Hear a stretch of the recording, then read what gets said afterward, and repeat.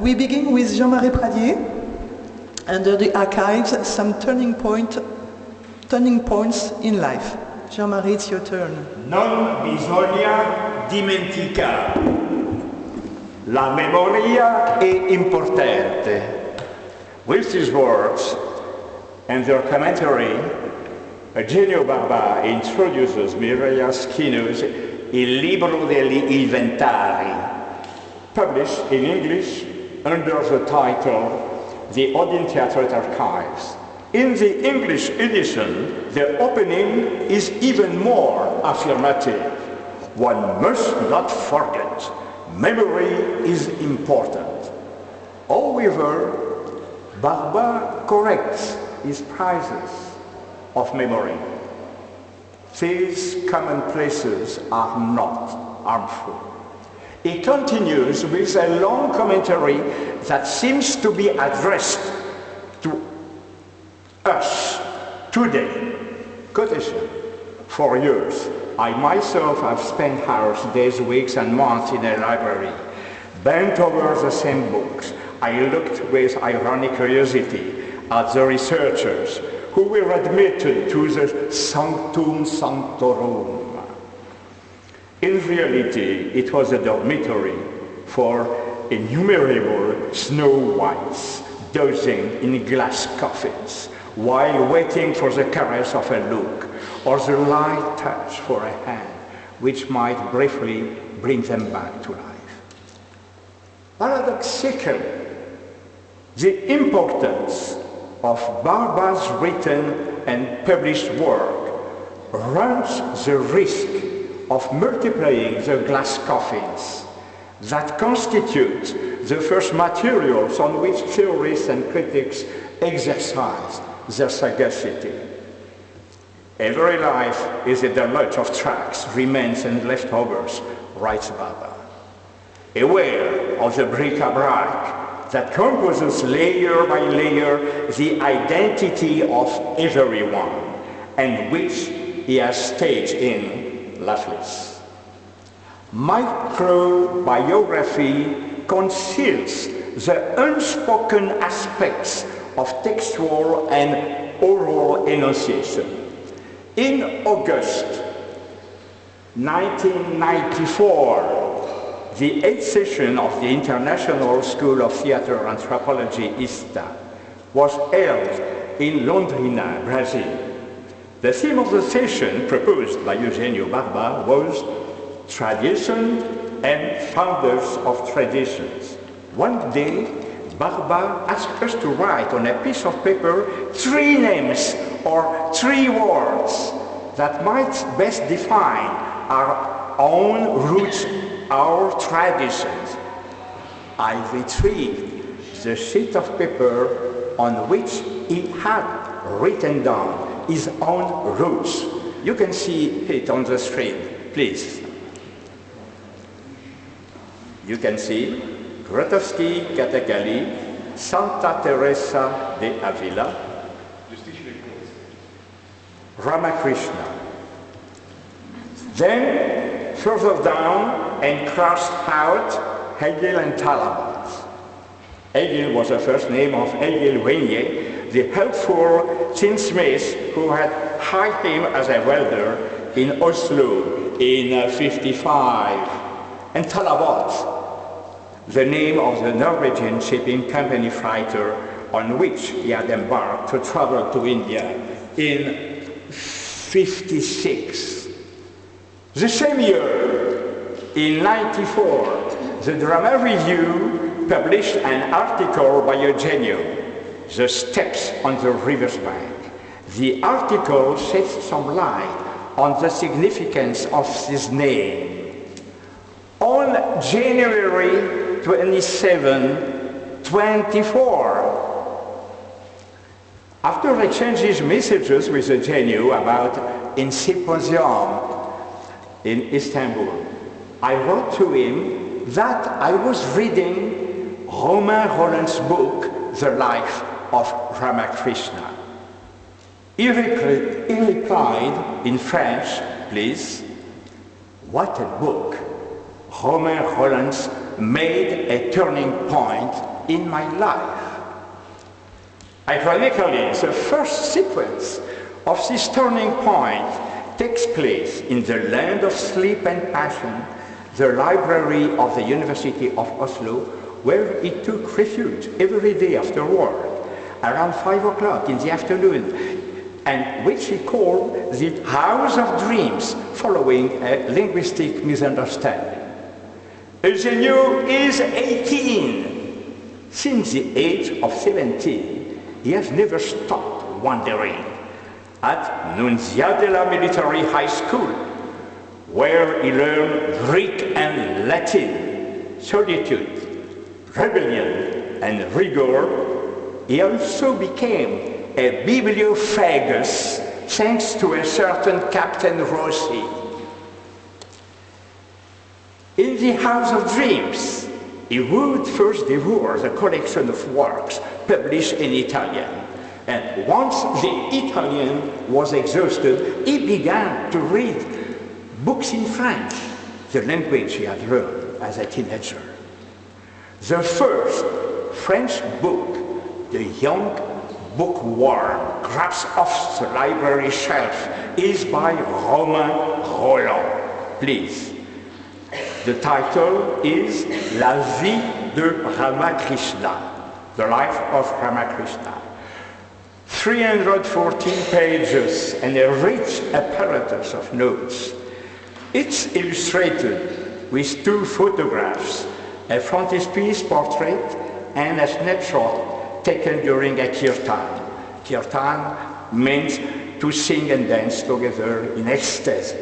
It's a devotional yoga practice where hearts unite, expressing deep emotions to the rhythms of ancient mantras. The scene takes place in Calcutta, the home of Keshav Sen. Barbara comments on it at length in the article published in the Drama Review. Every biography bears the imprint of the biographer.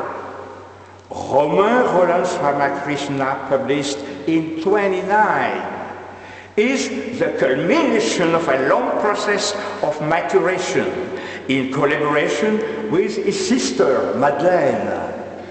Madeleine's linguistic skills as a qualified English teacher, agrégé d'anglais, facilitated her brother's relations with English-speaking Indian intellectuals at the time of the British Raj, also known as Crown Rule in India. Madeleine Rolland was not simply an assistant to whom the author dedicated his book. A member of the committee of the French section of the Women's International League for Peace and Freedom, she took part in the anti-colonialist movements and frequented Gandhi and Tagore, for whom she acted as interpreter for her brother. Romain Rolland is no ordinary author. Educated at the École Normale Supérieure in Paris, a Spinoza and Tolstoy's lover, a musician and musicologist with a thesis on the history of opera in Europe, before Lully and Scarlatti, a theorist and activist for popular theater. He was a major intellectual, spiritual, artistic, and political figure whose influence extended beyond his own time. An ardent pacifist, a socialist close to the communists, a Dreyfus supporter, an internationalist and an anti-colonialist. His anti-fascism drew him to the political and mystical model of Gandhi. His novels and plays were awarded by Nobel Prize for Literature in 15. The first in a series of 3 essays, the work Eugenio begins to read is the fruit of a dream of absolute, carnal, and mystical universal brotherhood explicitly proclaimed in the subtitle of the book, Essay on the Mysticism and Action of Living India. The book does not exegete sacred text, nor does it evoke mysterious secrets.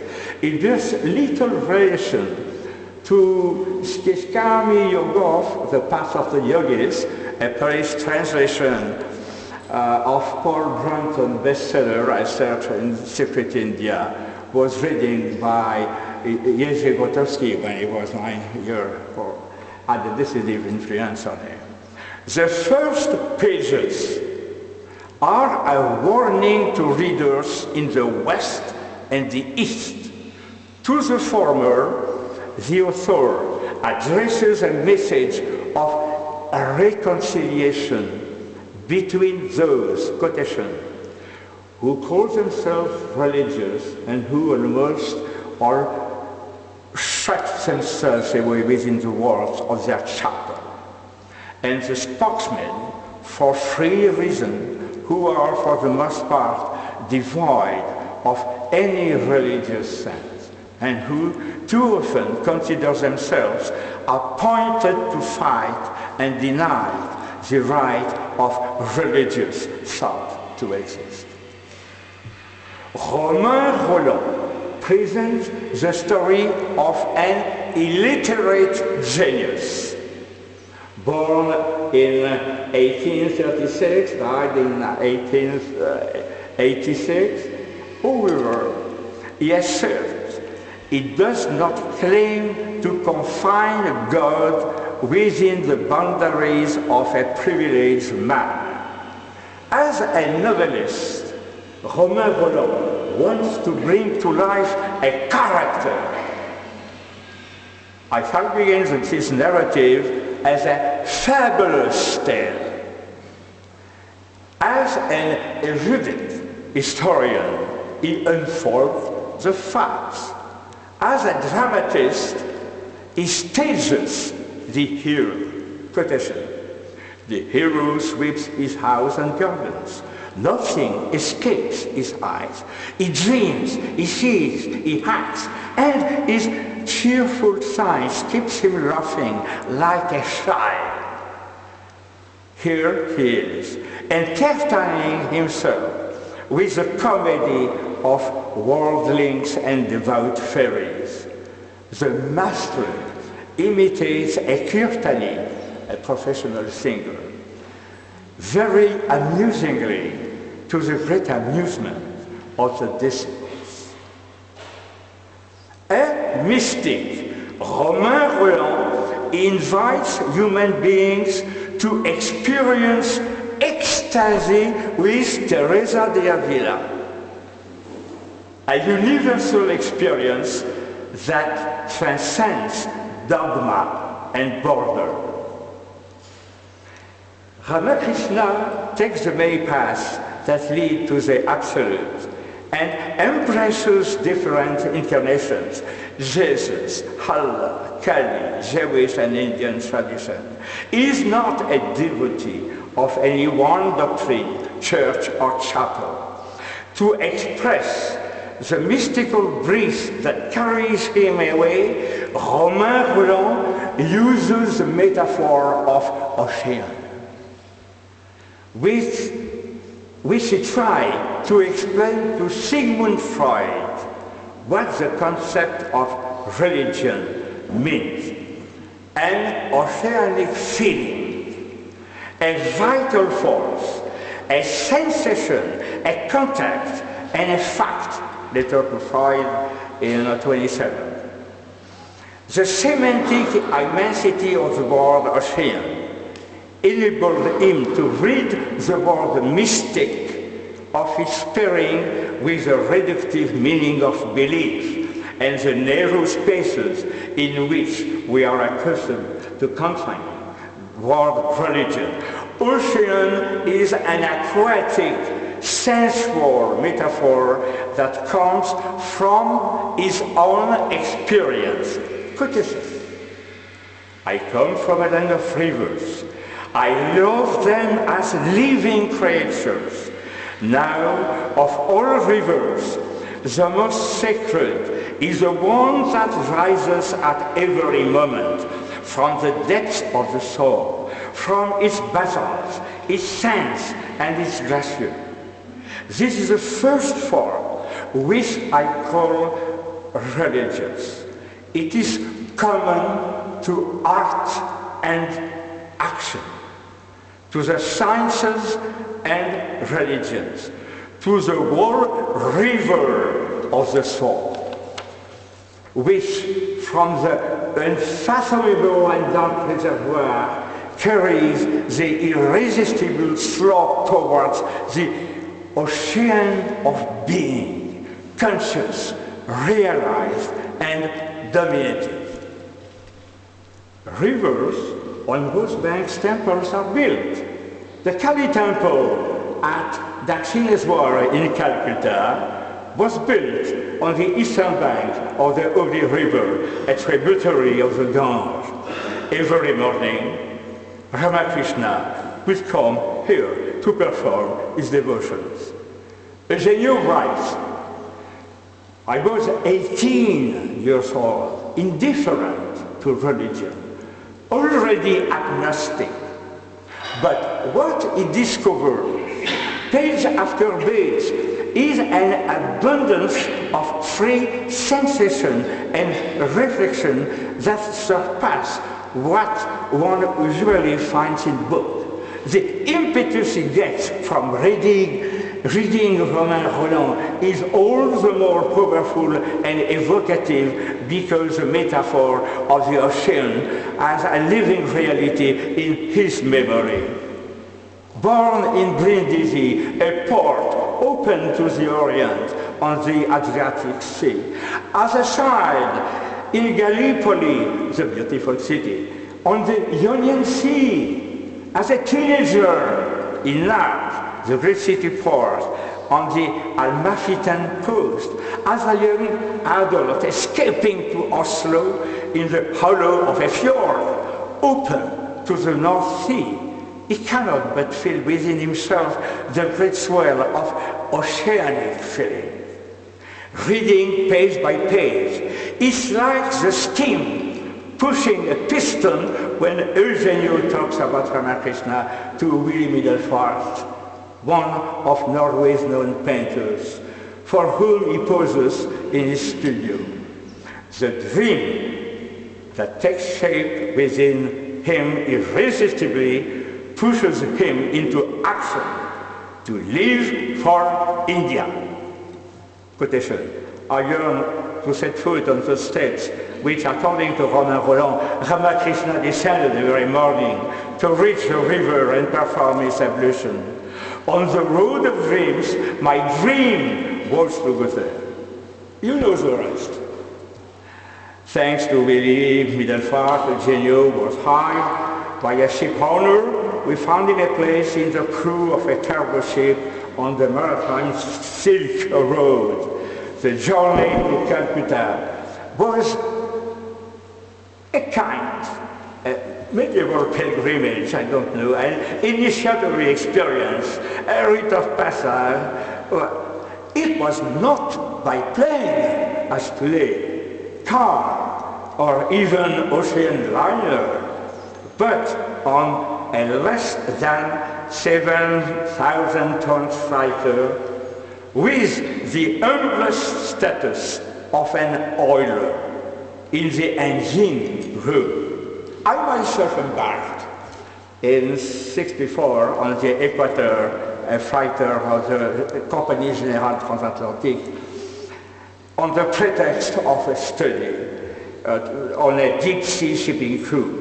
When I reread the report I had written on my return, I found it very dry, insignificant in comparison with the rich, sensual reality of my memories. Only writers of the sea know how to anatomize the subtleties of the hierarchy between deck and engine department. The seascape, the sky and the wind, the moon and the sunrise and sunset, the stars reserved to the former on the deck, the noise, the heat, the humidity, the smells, the confinement of the engine compartment.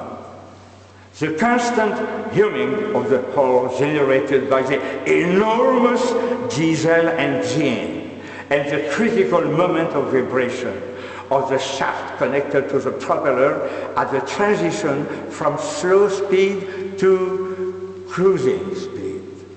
The constraints of the day and night watches, the routine and promiscuity on board, the solitude, the mood of young men awaiting the pleasures and surprises of stopovers with the promise of fringe harbor districts, unexpected encounters, sex, nostalgia of some, the despair of others. These stopovers allow the crew to deliver their mail. In Aden, Eugenio, so the first trip, received 3 books sent to him by William Delphine. He remembers the titles of 2 of them, 2 French books. It's Voyage au bout de la nuit, Journey to the End of the Night by Louis Ferdinand, and La Condition Humaine by André Malraux. Years later, Barba made the connection between the Romain Rolland's book and the photo of Ramakrishna taken during the Kirtan and his stay at the Kerala Kathakali Kalamandalam of Sherwood reached his time background in '63. Last quotation, his way of representing light through the most humble of actions is what Ramakrishna, the Kathakali children, Sanjukta, and India have all taught me.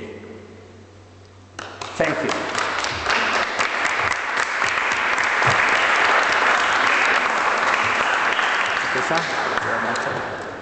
Thank you very much, Professor Pradier. Sorry that I was not present. I'm Simone Dragone, and I will chair this session. And I had no time to, all of them will know you, of course. But I think it's good I present you, and I present your importance in the theater study scenario. Jean-Marie Pradier presented now a paper titled Under the Archives, Some Turning Point in Lives. Professor Pradier is emeritus at the University of Paris 8, researcher at Maison des Sciences de l'Homme de Paris Nord. He conducted the research in Iraqi Kurdistan and directed the Teatro Laboratorio de Montevideo in Uruguay. He is a founding member of the International School of Theatre Anthropology, directed by Eugenio Barba, and thanks to his multidisciplinary background, he participated and contributed in the emergence of the ethnocenology discipline in 1995. He is currently president of the association Sai Hippocampe de Mime Corporelle, directed by Luis Torreao, and of course is author of numerous publications. Thank you very much, Professor Pradier. I will ask you, there are some questions to Professor Pradier?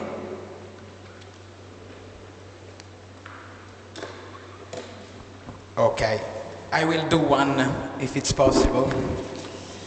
And it's interesting because with, of course, an ethnocenological point of view, you, through books, you were able, and through, of course, Roland, you were able to trace like an apprenticeship or a curiosity of Eugenio.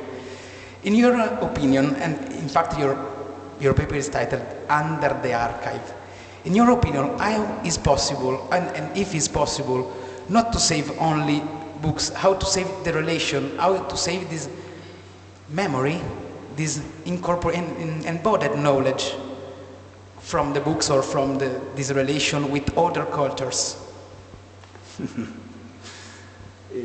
We need a seminar for...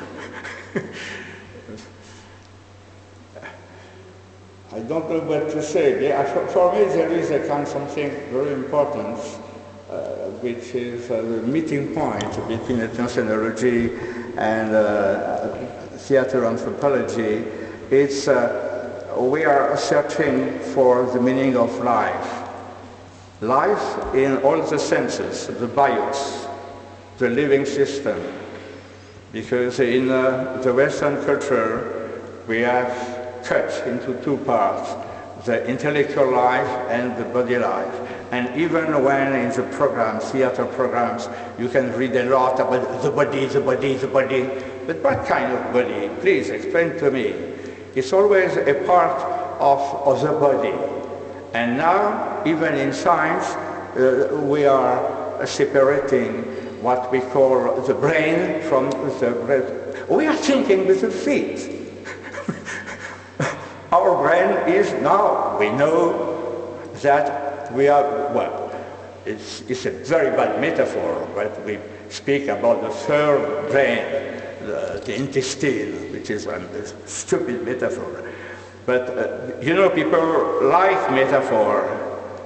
Perhaps metaphor is the best way to avoid the true life. So, we are trying to find what is life. Of course. Thank you very much, Professor Pradier. Thank you very much. It was very, very, very, very important what you exposed. Thank you. So I'm going to present the next speaker, which is Nathalie Gauthard. Nathalie Gauthard is an ethnocenologist and professor at the University of Artois in France. Of course, is trained in performing art. She has carried out ethnographic research in Bali, India, Nepal, Taiwan and Tibet, combining observational participation, that it means practicing the forms studied, with an ethnographic approach. She is currently working on invisible heritage, festivals and carnivals, on the notion of carrying the training of artists and artistic creation in the light of environmental concerns. She is also president of the Société Française d'Ethnocenologie and editor of the journal L'Ethnographie, Création, Pratique, Publique since 2017. One of her last publications, Performance Training and Wellbeing in theater, published in Theater, Dance and Performance Training in the volume 13, issue 2, is a publication that includes an interview with Eugenio Barba. This morning, Professor Gauthard is going to present an intervention titled The Creation of a Living Heritage, Ode in Theatre to the Test of Time, Trance and Memory. The floor is yours. Thank you very much. So, as Simone told, I'm more ethnographer, and I used to work on Tibetan theater. And first, I was trained by Cristina Formaggio in Bali and Imade Jimat. So this is my way in life. But today I will present you something completely new. So, yes, I entitled this The Creation of a Living Heritage, the Ode in Theatre at the Test of Time, Trace and Memory. If according to Bernadotte, theatre is per excellence an art of present. For Ariel Mnouchkine, it is a monument to the ephemeral, or for Peter Brook, an art writing on the wind. The sentence, memory of the ephemeral, is a common concept in studies on heritage of performing art. Yet, it conveys a unique challenge few other fields face, preserving the traces of work that belongs to living art. Yet, it conveys a unique challenge few other fields faces. Like theatre, but also dance, circus, mime, puppetry, song, musical, and more. while museums of history, ethnology, and natural history also deal with the living and the preservation of past events in prints, the focus on the work of art is either absent or marginal in their missions. The recognitions of the specific heritage of performing arts emerged relatively late at the end of the 19th century in France. Today, to introduce some ideas and thoughts on preserving theatre living archives, I will use the French example as a starting point for a broader global reflection. Today, creating living archives is attracting growing interest among contemporary artists and researchers such as Marion Denisot, Sophie Lucet and Bénédicte Boisson, French scholars, with the book Fabrique, Expérience et Archives du spectacle vivant, as well as Isabelle Barberis, the archive in the performing arts, performance, dance and theatre, l'archive dans les arts vivants, performance, danse et théâtre. We have recently online special issue of Revue d'Histoire du Théâtre, dated by Marcel Poisson, titled Mémoire de l'éphémère, quel patrimoine pour les arts vivants, and the magazine In Situ, funded by the French Ministry of Culture, who also addressed this issue in the publication Levée de rideau sur les patrimoines du théâtre. I begin with a quote about Georges Banu, French professor, thoughts on the ephemeral nature of art, forever lost. As a specialist, we can consult the archives, but what uniformed visitor can appreciate this collection of traces, of which art is absent, gathered in a museum. The eternal ephemeral is a matter of private conservation, not public. We die with the shows we have seen. Thus, theatre, ephemeral nature, is often cited as a challenge to preserving any trace of past performances. Both researchers and artists frequently emphasize the paradox of performing arts archives. These document events that are inherently irreproducible. Sorry for my English. Yet today, these archives attract the attentions of artists, researchers, archivists, and public institutions. The need for archives, driving an increasing concern for memory, leads to creating archives, raising questions about the current and the future roles of performance archives, as well as their use.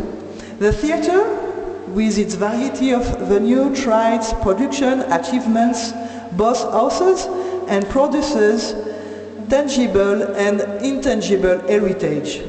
This ephemeral art takes multiple forms and realities, each leaving its own traces. Architectures, text, costume, set, props, poster, programs, these physical elements reflect the skill, theory, and practices that guide their creation.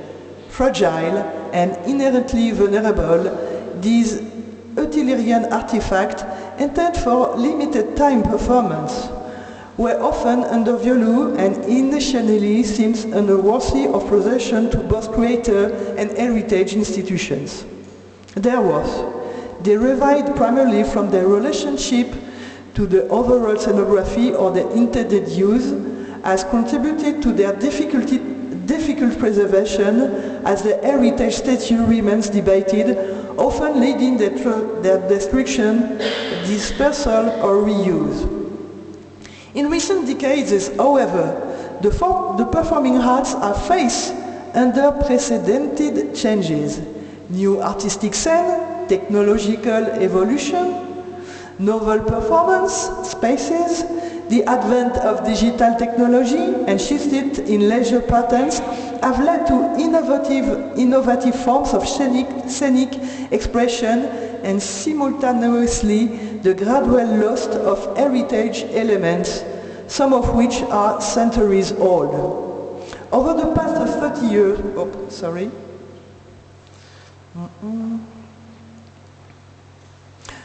Over the past 30 years, there has been a growing interest in the movable, immovable, artistic, technical, and even administrative heritage of the performing arts. In France, the Bibliothèque Nationale de France hosts the archives of the Théâtre du Soleil. Among others, if you see the PowerPoint, you have the archives of Eugène Ionesco, Armand Gatti, and Bernard-Marie Coltès. Additionally, the National Center for Stage Costume in Moulins, in France, you have a museum for costume, and another institution, for example, Institute of Contemporary Memory, keep Patrice Chéreau archives. And we have various centers such as Musée de la Parole, Museum of Speaking Words, and Maison du Patrimoine Oral, are developing creative methods for preserving intangible heritage and promoting memorial practices. At different times, the idea of creating a unified, independent institution dedicated to the performing art in France has emerged. In 2008, in the Revue d'Histoire du Théâtre, the special issue Mémoire de l'éphémère, quel patrimoine pour le spectacle vivant, Béatrice, the French scholar Béatrice Picon-Valin, advocates for a museum for theatre and questions the relationship between theatre and history. A common explanation for the absence of a theatre museum in France is that artists themselves show little interest in the history, often wanting to leave the past behind. While there may be some truth of this, it does not fully explain the lack of a unified museum. Another reason may be the difficulty of categorizing performing art heritage in a country where the Ministry of Culture is organized by sector. Museums of France, Archives of France, Books and Ready Services, and so on. The heritage doesn't fit neatly into any of these categories. Moreover, the variety and diversity of collection in this field require specific skills to manage different formats: paper, photographs, textile, magnetic tapes, digital data, and more.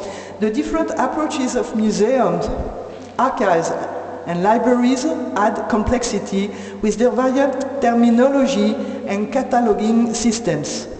This complexity can hinder the preservation of the performing art heritage as a whole, while libraries lacking resources to preserve artifacts and museums lacking tools to catalog archives. Another challenge is the visibility of these collections among artists and the connection that could be established with them. Specialized institutions play a vital role in raising awareness of the need to preserve this heritage. Artists, directors, authors, actors, set and costume designers, and lighting designers often seek this institution to safeguard and make their memories accessible to the public. Writing the history of the Théâtre du Soleil, for example, involves consulting not only the archives, but also of a costume designer, Françoise Tournafont, or the set designer, Roberto Moscoso. Thus, a community of memory forms, preserving the collective nature of creation. Many institutions across France contribute to preservation efforts and the creation of tools for inventory and enhancement of collections.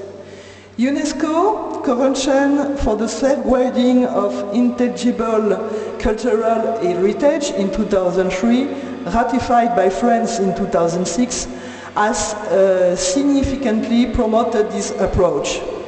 According to the Article 2 of the Convention, this intangible cultural heritage, transmitted from generation to generation, is constantly recreated by communities and groups according to their environment, their interaction with nature, and their history, providing them a sense of identity and continuity. The concept of heritage, encompassing both heritage and intangible assets with historical, artistic, archaeological, aesthetic, scientific, or technical significance, has broadened it to include new types of objects.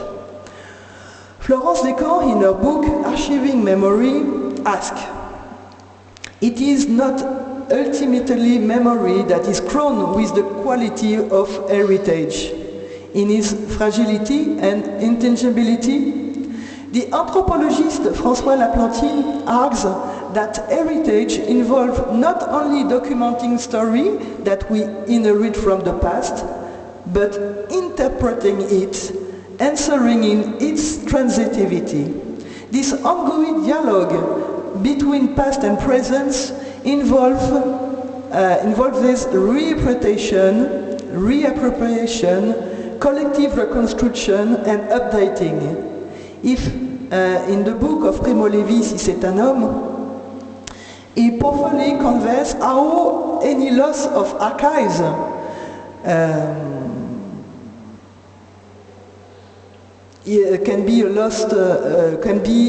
can be felt as a loss of self. Documents such as archives, manuscripts, technical guides, set models, costumes, scores, correspondence, program, posters, photographs, video recording and soundtrack, both analog and digital, contribute to this complex heritage. How do we address the challenges of patrimonialization as well as the issue arising in the collection, processing or enhancement of objects that are often inseparable from their context of production? How can we bring this memory to life to consider the present and future of theatre? Building a theatre archives collection in an art museum presents a significant challenge, sometimes described as an impossible undertaking, as Georges Banu suggests.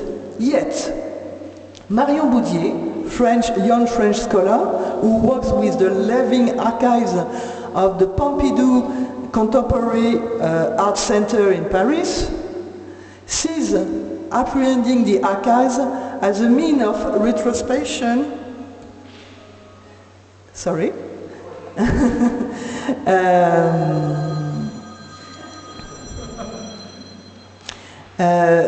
Apprehending the archives as a means of retrospection and creation. Approach involves identifying various types of performing arts archives at the Pompidou Center, placing them in the contact with archives with other institutions and companies, creating new archives by gathering testimonies and living archives, inviting artists to re-perform these archives, and creatively displaying documents to make them accessible.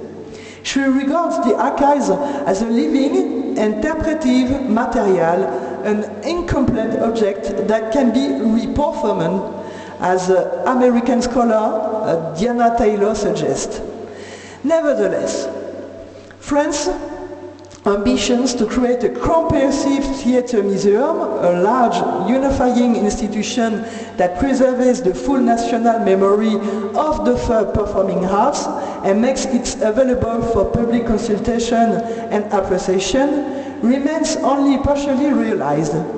While the French Bibliothèque Nationale de France now includes space for the performing arts in its museum, it opened in 2020, And the Centre National du Costume de Scène, I show you before National Museum of Stage Costume, showcase a portion of this heritage through costume and set design, but there are also treasures from the Comédie Française accessible through tours in its private spaces. This distribution of responsibility allows for a diversity of resources, even beyond specialized institutions. The broad array of sources, as seen as the repertoire of the performing arts, may seem overwhelming, yet it reflects a collective recognition of the value of this heritage. Furthermore, it allocates responsibilities among various institutions, preventing specialized library and museum from being the exclusive holder and managers of this memory. Instead, these institutions play a central and unifying role in the preservation and promotion of the performing arts. Following the French example reflection of the living heritage of theatre, it is encouraging to witness here, with La Flisse, the inventive scenographic creativity fostered by the Odin Theatre. Creative forms of engagement could be developed inspired by their approach in French museum to transmit knowledge and inspire future generations. Museums are already experimenting and will need to continue experimenting with innovative strategies to address contemporary challenges. Positioned at the intersection of tradition, innovation, and heritage communities, including theatre, museum plays a crucial role in building sustainable futures, promoting human dignity, social justice, equality, and well-being. In this context, living heritage is a vital tool as it values diverse forms of knowledge and challenges binary perspective. Integrating the intangible cultural heritage of theatre into museum or library enables an appreciation of objects through the diverse social practices linked to them, an essential aspect of identity formation and social cohesion within a pluralistic society. Thank you.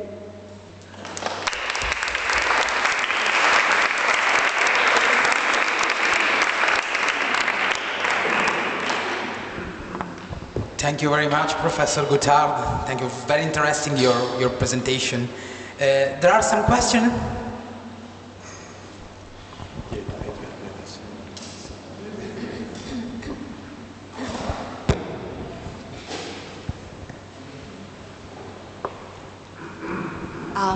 Thank you, Nathalie. I'm not quite sure about whether it's a question or not, but yesterday when I was presenting my story, you shoot about this, you are researching on the theater of performance of Tibet. And today you mentioned again. And then when I was sitting here, listen to what you said, suddenly my memory starts, and then I remember a lot of things about how I encountered with Tibetan students.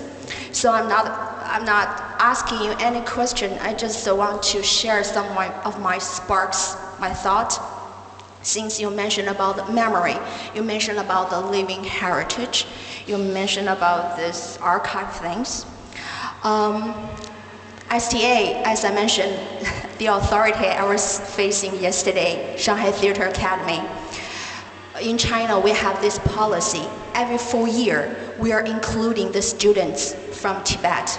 So they are sending a group of students from Tibet to Shanghai. Every 4 years, they have one class.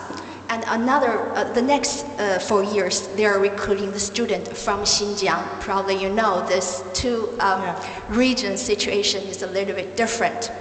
What the Chinese government claim to the public is they are helping the Tibetan people, the Xinjiang people, with their artistic understanding and heritage and culture. But But the phenomenon, the obvious phenomenon is they are common, or how to say, brainwashing them in a way that trying to make them look as what we are, the people who are living in the big cities. And now I personally found out that the students from Tibet, from Xinjiang, they had no originality. They have no their own, how to say, the culture, Tibetan culture things. They are commonized in a way, and that they are seeking, because they are young people, they have their very raw soul, but they are seeking the similarity to the city people, like what we grown up in the cities. And I talked to several Tibetan students since I spent 4 years together with them. I translated for a foreign teacher, and she was also teaching this Tibetan student. And then one of the students told me that they cannot do anything on stage about their artistic way. For example, certain type of actions belong to Tibetan performance. They cannot do that. And with their religious behavior, for example, if they have a certain type of way to behave, to worship their Tibetan God, they couldn't do that publicly. I hope I could survive my life if I speak it publicly here. So, but I'm very interested in that. Personally, I asked them how would they keep this for themselves. And those young people, they say, we are doing everything inside of our heart. We are worshiping our God in a way in our heart. We are performing and dancing and singing and chanting in our heart. This is what suddenly comes up to my mind. Yeah. I want to share with. Yeah, if you're interested now, you have new tools, on Google. You can translate easily articles. So I wrote an article. I've been in Tibetan nice. Chinese. I've been in Tibet. Now it's China, to make an inquiry about the effect of put on the list of the UNESCO Tibetan. Comment on dit une épopée en anglais? Epic, sorry. Tibetan epic, Gauthard of Ling. And in the UNESCO list, Gauthard of Ling is not Tibetan anymore, it's Chinese. Si. So I did inquiry, I've been in these places, and I meet the bards of the epics. I meet the Tibetan student from the school, folkloric school. I've been in the monastery, so I made this inquiry, and yes, what can I say? It's the same topic, how to keep the living heritage of a culture who has been under politics censorship. So maybe you read this article.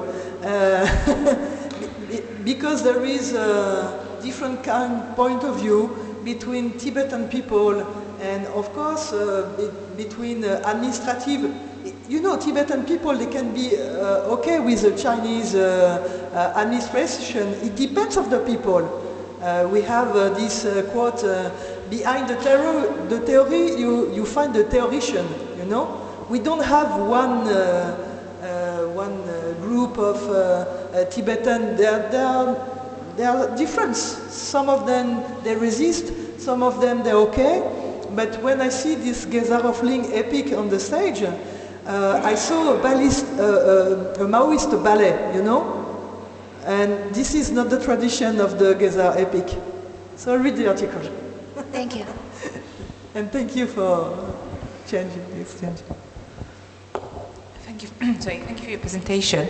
I have two questions, which can probably apply to everyone. But obviously, archives are curated, and there will be choices that will be made by those creating these archives. And I wonder if you have problematized the question of the politics of how archives are curated. What is what is left behind, perhaps, what is included, who makes the choices, because I guess there is always a process of selection. This is my first question. And my second question is about accessibility. For someone that has tried to use archive, especially abroad, accessibility to archives is always makes it difficult even for us as researchers. So I wonder whether the archives that you mentioned, how accessible they are to the public. Yeah. Thank you. Okay. So the question for the politic, it depends where the archives are. As I just give the Tibetan example, but I can bring it back to France. It depends of the department, the region. For example, my university is in the north of France, and I had a lot of money to promote the living cultural heritage in the north of France, which is Carnival and procession of giants. But not only, we have a formation in the university, the name is museography. Museography means that they train people to curate and to make a scenography of the exhibition.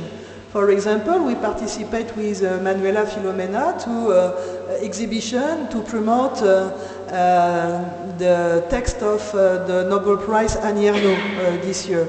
So I would say, for the politic, it depends on the politic of the region, of course. There's not only one big politic in the nation, and especially in France. You have the Ministry of the Culture. I try to say that we have a lot of decision point, department. Yeah, department of decision. So it depends. But again, if I can do this research in the north of France, it's because I'm very involved. It depends on the people behind, always. So, and the question for accessibility, yes, I'm working, I create a formation in Nice University about mediation, not only for the museum, with people with disabilities. So this accessibility, we're thinking about for everybody, disabilities, mental, physical or social disabilities. Because in north of France we have a lot of people, the road of migration. So, so yes, there is, I think, maybe I give you some addresses or some sources about this, but yes, there is really a thinking about this. I have a student last year, I have two students, they make art exhibition for people who are blind, you know, how to explore exhibition with plastic art? Fine art, you know, how to share fine art with people who are blind, and maybe children blind and autists, you know. So yes, there is a lot of people, we call it co-design. So yeah, we work with association with this, so yeah. I hope I answer. Thank you very much. Thank you very much, Professor Gauthard. So we move on to the next speaker, which is Selene D'Agostino. Selene D'Agostino received her apprenticeship at Teatro Tascabile di Bergamo. She's a PhD candidate at the Universite d'Artois in France in Sciences de l'Homme et de la Société, with a specialization in performing arts under the supervision of Nathalie Gauthard. She's a member of the Laboratoire Texte et Culture and de la Société Française d'Ethnocenologie. From 2009 to 2016, she worked with Odin Theatret. Since 2009, she has been in charge of the Julia Barley Fund, the Odin Theatret Actress and Pedagogue since 1976. In the academic year 2011-2012, she was a research fellow at the Department of Aesthetic at Aarhus University. In Italy now she collaborates with the chair of semiotics at the University of Genoa. She is author of the volume on Tiptoe in Santa Clara, edited by Bolzoni in Rome in 2010. In 2002 she obtained a master's degree in foreign languages and literatures at the University of Bergamo in Italy. She has published in essays in several journals such as l'Ethnographie, Estap Journal, Culture Teatrali, Studia UBB Drammatica e la Punta d'Or a Teatro, Tablas, la rivista cubana di arte scenica, Quaderni de Thule, Leggendaria e Appunti di Teatro. Today, Selene is going to present an intervention titled Archives as an Ethnographic Field, Transit Festival as an Agora of Archives. You are welcome. Thank you. It's been a joy to be here at the International Conference celebrating Odin Theatre's 60th anniversary. Connecting with such a diverse group of professionals and practitioners and good friends has been inspiring. Thank you. I'm a PhD student at Universite d'Artois in Sciences de l'Homme et de la Société, spécialité art du spectacle, and since 2009 I had the privilege of curating the Julie Valles Fund. At that time, while I was working on the Julie Valles Fund, stored in the Mooning room, one of the smallest room of the theater, but with a good light from the sky, because there's a window on the ceiling and a very good shelf where you can store material. I developed a concept I call the theatrical agora. My role as an archivist extends beyond mere preservation. I see the archives as a living space, as a dynamic space where voices, ideas and creative energies converge, much like the ancient Greek agora. As you know, a public square where citizens met to exchange thoughts and shape their community.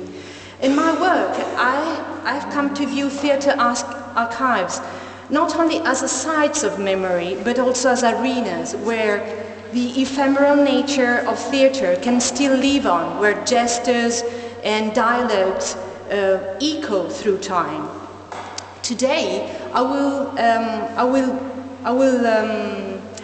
walk through the rich materials that offers a polyphony of voices from Valles' careers, but the fonts don't just record Valles' personal evolution. Through these materials, it's possible to witness polyphony of theatrical biographies and practices that continue to resonate across border in the contemporary women theatre. The Julie Valles Fonts is a rich, extensive collection illustrating Valles' multifaceted work as an actress, director, writer, and cultural organizer. It has been stored at Odin Theatre until November 2021, and it consists of materials collected from 1968 to the present.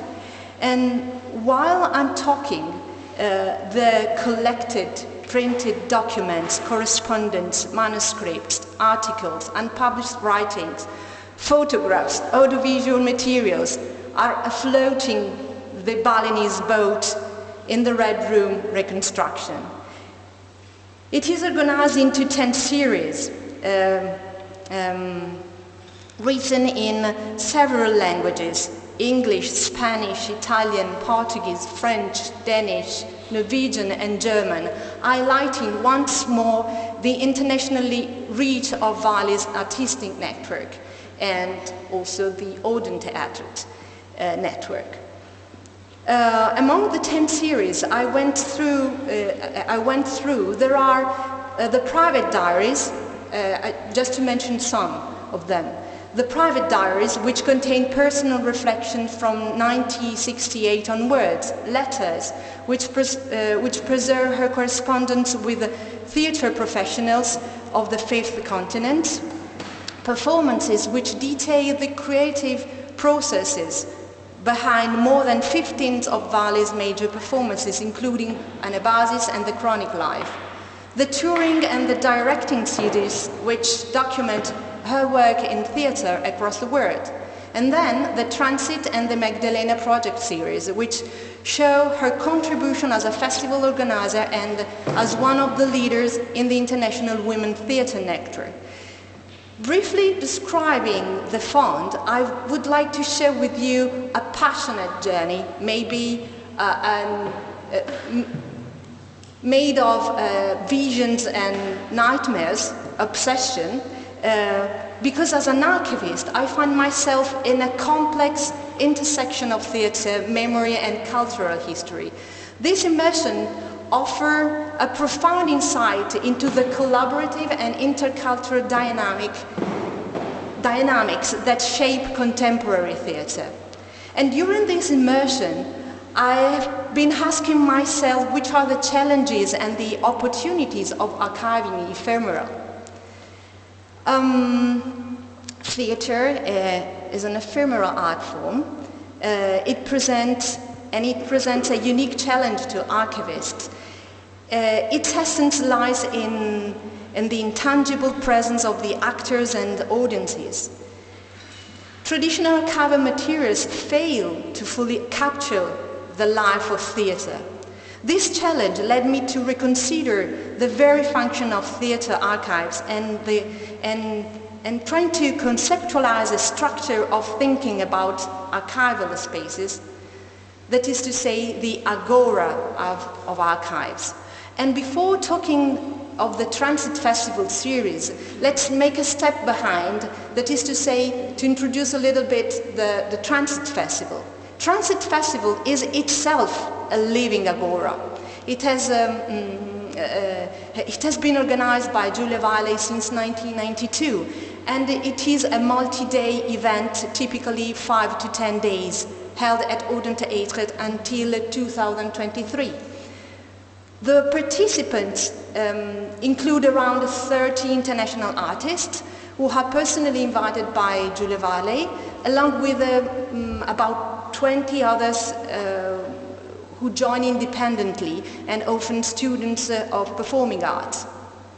And the festival is rich with activities, combines performances, workshops, theoretical discussions, social gathering in a collaborative environment.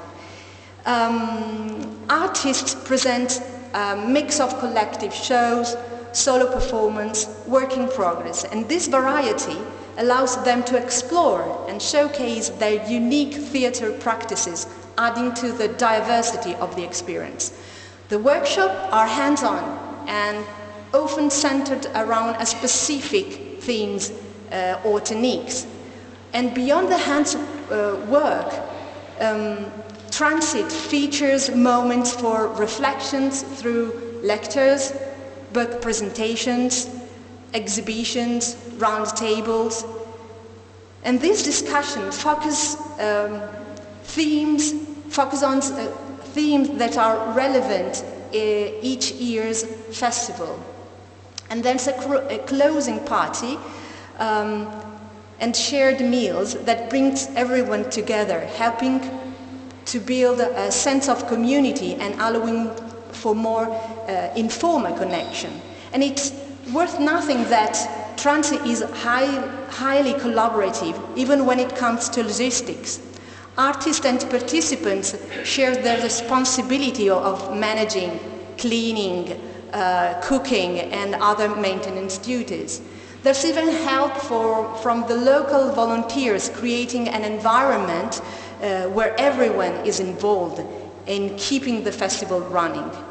So, through this, I found a correspondence between the Transit Festival and the Transit Festival series.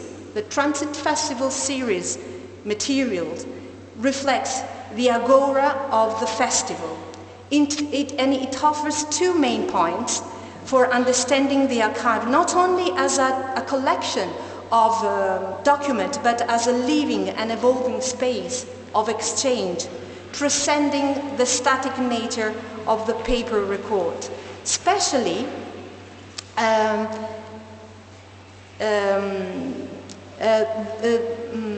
specifically, the written materials do more than just document the logistical details and the administrative aspects, but also reveal the networks. This is really important for me, for my research, the networks of collaboration and dialogue that brings festival to life.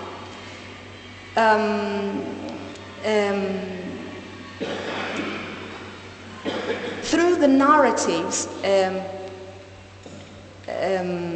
through each narrative reveals the experience, such as informal reports or printed essays. These written materials give life, give birth, give echo to the experiences, the environment the artist belongs to, their voices, the voices of the invited artists, the participants and the audience, but also highlights the conversation across a geographical and cultural boundaries. In this way, in my opinion, the Transit series reflects the fact that the festival functions as an agora, a space for social interaction where performances and embodied practices are exchanged and the community memory of the festival is preserved. The agora is just a metaphor, is as a suggestion. Reimagines the archive as an open space for exchange. Thanks to its polyphonic narrative features, the Transit series serves as an agora and contribute to a shared, evolving body of cultural knowledge. And even each festival, as well, becomes a moment of shared memory in which participants embody and transmit the intangible elements of theatre that defy traditional documentation. And once more, this metaphor prompts us to reconsider the role of archives as a space where the ephemeral nature of theatre is sustained by interaction and embodied knowledge. Theatre is an embodied art form, and the concept of repertoire developed by scholar Diana Taylor helps us to understand the importance of the embodied knowledge in the archives. The repertory, as a distinct from the archive, refers to the actions performed in the cultural practices. The ephemeral elements live on in the bodies of performance and participants as well. They are transmitted through experience, embodied experiences and actions. And in conclusion, in Giulia Valle's fonts, and in particular in its documentation of the Transit Festival, demonstrate that the potential of archives to be more than just a collection of the past. The metaphor of agora, of the archives, offers a different perspective about how archives function in the world of theatre, proposing that they are living, evolving and transforming spaces that fuse tangible and intangible aspects. They serve not only as repositories, but also as spaces for transmission, embodied knowledge, collective memory, and shared experiences. And by embracing the archive as an agora, we open pathway where ephemeral and permanent can meet in dialogue. Thank you.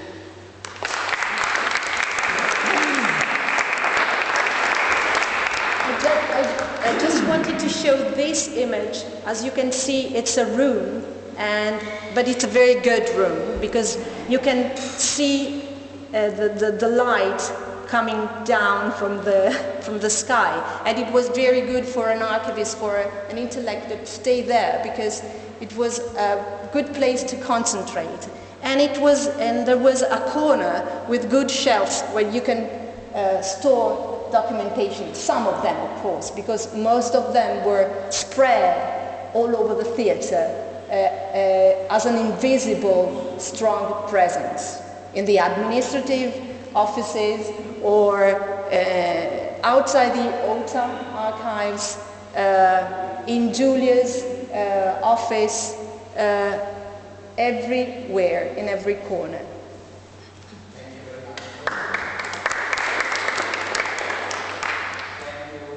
Thank you very much, Selene. Thank you very much. There are some questions for Selene?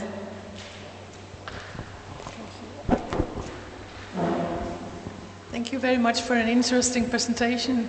I would like to ask you, since you emphasize so much the Agora, however, you do also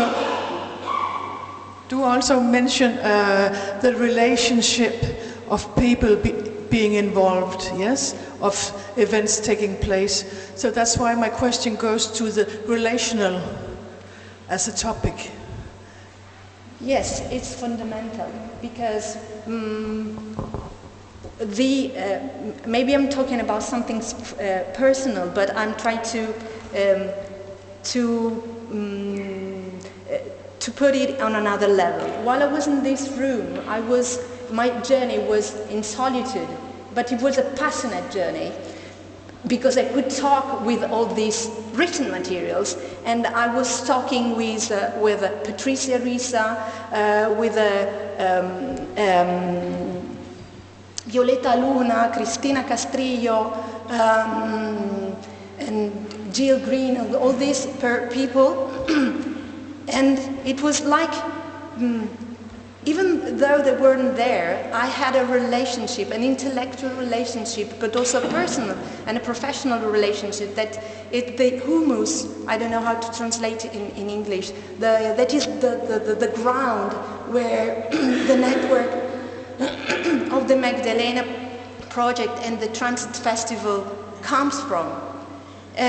So I guess the relation and the agora comes from this image. The fact that I was in solitude working on this material that is so incredible rich, and it's really a pity to think that is a floating boat in here.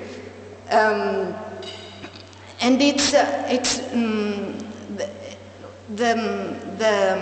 the document and the materials I read through weren't only articles or academic. There's a few of them, but there's a lot of informal report. And once again, I had relationship with these people that they were participants. So I started writing to them, and some of them are here today. So it's a relationship of people who also participate under another point of view, that is to say as a pupils or as a art students, and they were just there. But then a connection, how can I say, an invisible connection established.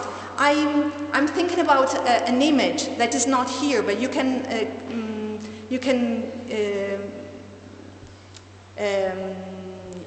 can see it in one of the open page number. That is a Dorte Kerga painting, and it's the map of the world, but it's a flat map, and you can see connection. Just connection, that arrows, and that's it. But this is the network, an invisible, I call it an invisible karsico. I don't know how to translate. Karsik is the way the water make holes in mountains. And it's the Magdalena project has the same power, working through relationship, through invisible relationship in the world, through the works, through a professional, through professionists. Thank you very much, Selene. Thank you. Thank you, Annalise. Other question? Okay. So we move on to the next speaker, who is Manuela Filomena Ottaviani, who currently collaborates at the University of Bologna with the chair of moral philosophy, and she's chargée de cours à l'Université d'Arras for the Art du Spectacle faculty. She is carrying out an international doctoral fellowship entitled Les Corps Joyeux pour une lecture spinoziste du phénomène du troisième théâtre à partir de la pratique théâtrale de Eugenio Barba et de l'Odin Theatre. Moreover, she coordinates the international project Dida Teatro for the University of Bologna, in which Eugenio Barba, Giulia Varley and the University of Buenos Aires participate. She also collaborates with a number of activities in the territory, with schools and with centers for disabled people, in planning and conducing theater workshops. Her commitment is to develop the proposal of a philosophical practice on theatrical phenomena that enables the understanding of these phenomena and whether they are verified or not. This morning, Manuela, Filomena Ottaviani will present a paper titled Can an Archive be Living? How Philosophical Practice Can Help Us to Envision What Has Yet to Be Realized in the Loveless. The floor is yours. Thank you. Thank you very much, Simone, for the presentation. Thank you for the organization and invitation to share with all of you thought about archive, Odin Theatre and Fliss, and thank you to Eugenio to give us this wonderful opportunity. I apologize for my English, and I will speak in Italian, and I have translated text. You can see the text over the video, and because for me speaking about philosophy and theater, it's very, very hard to make this in English, and then I prefer to speak in Italian. Well, la mia comunicazione di oggi, che risulterà per la sua stessa natura provvisoria, parziale e bisognosa di conferme, vede il suo concepimento un anno fa a Bologna, a ottobre nel 2023, durante altri festeggiamenti. Erano i festeggiamenti per i 40 anni del Teatro del Ridotto. All'inizio dello stesso ottobre ero venuta a Lecce e avevo partecipato agli eventi dell'inaugurazione della Fliss e mi ero ritrovata subito dopo a Bologna a parlare con Eugenio di quegli stessi festeggiamenti. Cosa avevamo inaugurato? Cos'erano questi archivi viventi? Ero curiosa di ascoltare cosa Eugenio avesse da rivelarmi. E così ci eravamo trovati una mattina nella hall dell'albergo dove lui soggiornava, fuori Bologna, oltre Borgo Panigale. Io avevo chiesto a Eugenio, cos'è un archivio vivente? E lui mi aveva sorriso, mi aveva risposto. Quando io arrivai in Danimarca e ottenni la nostra sede di Gauthard, proposi di realizzare un teatro laboratorio. E il sindaco mi rispose: benissimo per la tua proposta di un teatro laboratorio, ma cos'è un teatro laboratorio? Io non ne avevo idea e poi cercai di dare un significato a quell'espressione. I nostri laboratori dell'Odin sono nati così, da un'espressione che andava riempita di contenuto. Lo stesso vale per gli archivi viventi.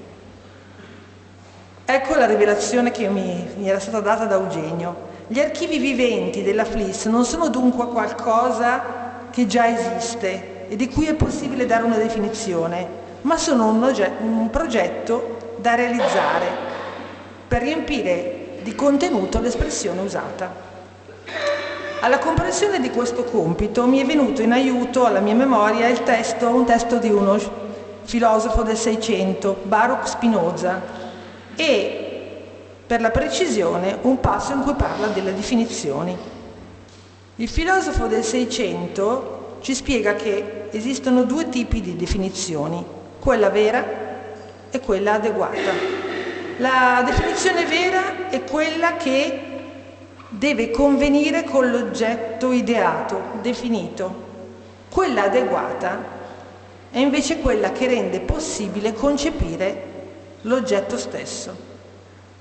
In una lettera del 1663 Spinoza spiega meglio cosa intenda per questi due tipi di definizione. Cito: «Quanto ai problemi che mi poni, a me pare che ti nascano dal fatto che non distingui tra generi di definizioni e precisamente tra la definizione che serve a spiegare la cosa».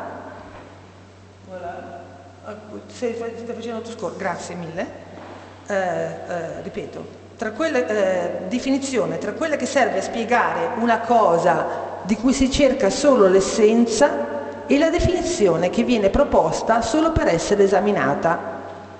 Quella, infatti, in quanto a un oggetto determinato, deve essere vera, mentre questa non è necessario che lo sia. Per esempio, finalmente Spinoza ci dà un esempio. Se qualcuno mi chiedesse la descrizione del Tempio di Salomone, devo fornirgli la vera descrizione del Tempio, a meno che non voglia scherzare. Ma se ho in mente un certo tipo di tempio che voglio costruire e dalla cui descrizione deduco che devo acquistare un determinato fondo, tante migliaia di pietre e una data quantità di altro materiale, può qualcuno sano di mente dirmi che io ho dedotto malamente in quanto forse ho assunto una definizione falsa? O forse qualcuno potrà esigere da me che dimostri la mia definizione?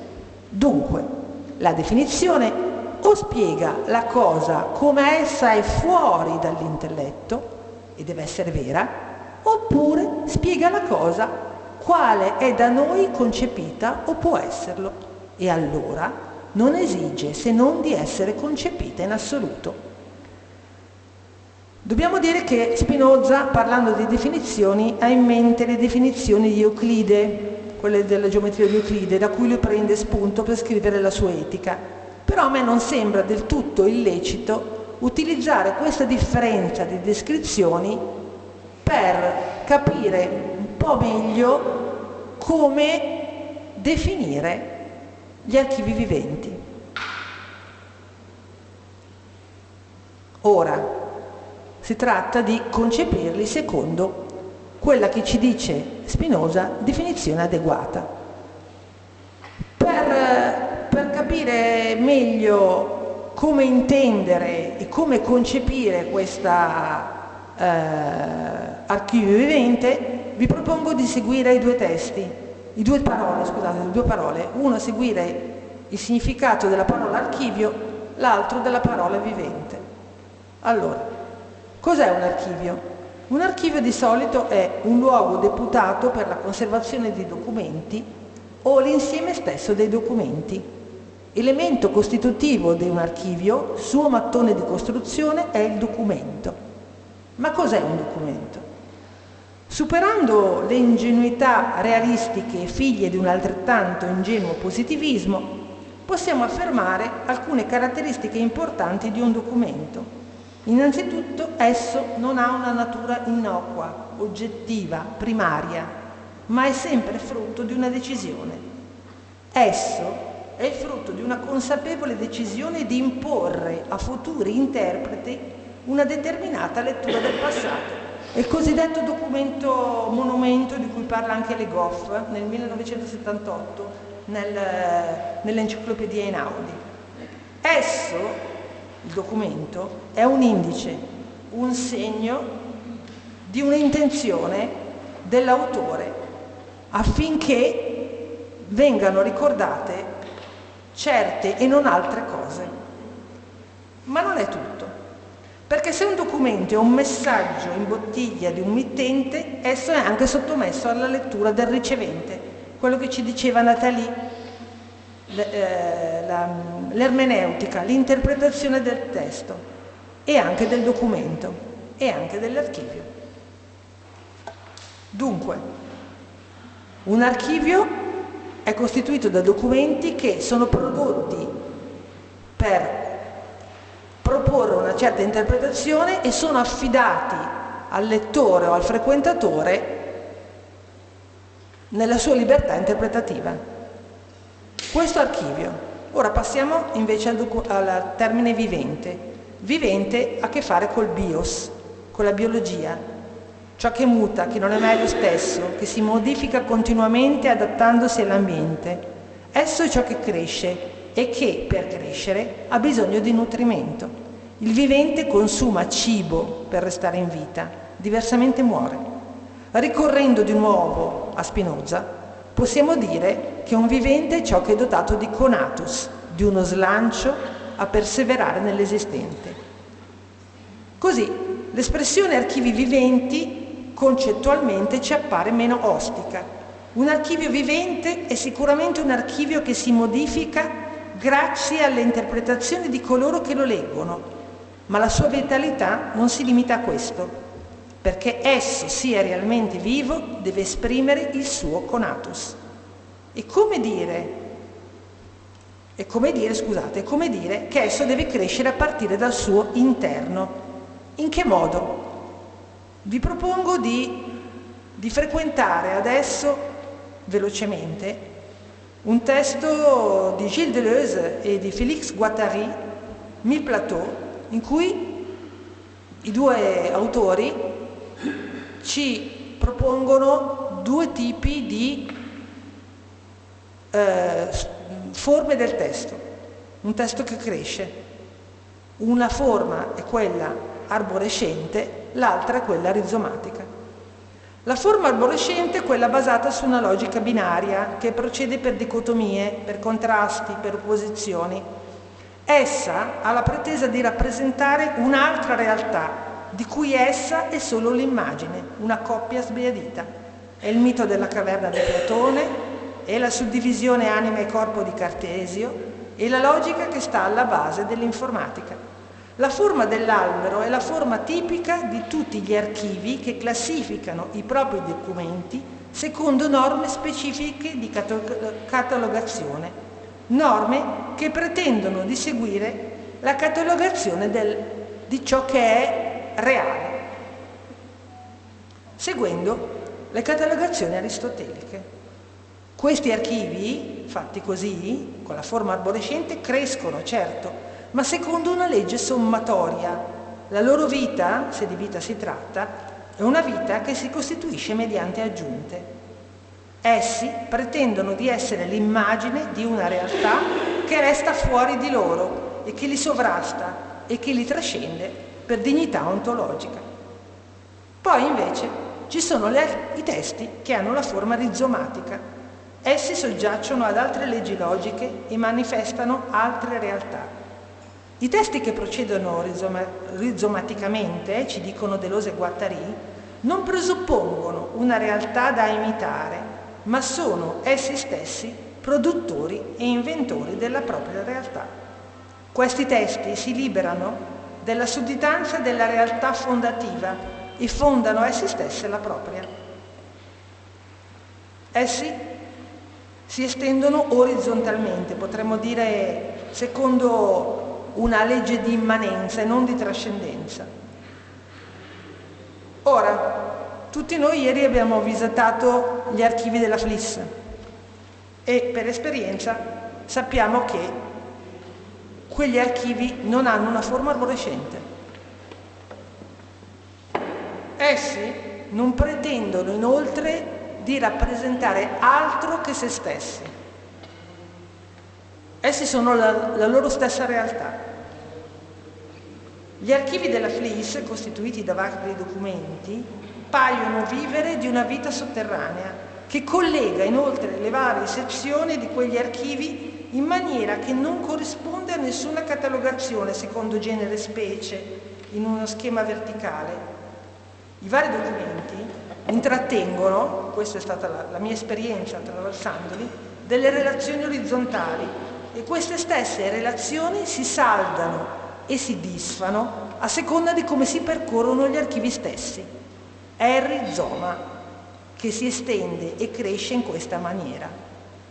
La FLIS, forse, è un archivio vivente perché è rizomatico, perché cresce orizzontalmente, creando connessioni tra tutte le sue parti, con tutte le sue parti. Vorrei terminare dicendo una cosa riguardo a come effettivamente, praticamente, la FLIS può crescere, può nutrirsi. E per fare questo richiamo la citazione di Spinoza, quando lui ci parla del Tempio. Noi sappiamo che il Tempio è il luogo in cui un rito accade, esattamente come nel teatro è il luogo in cui accade lo spettacolo e l'incontro con gli spettatori.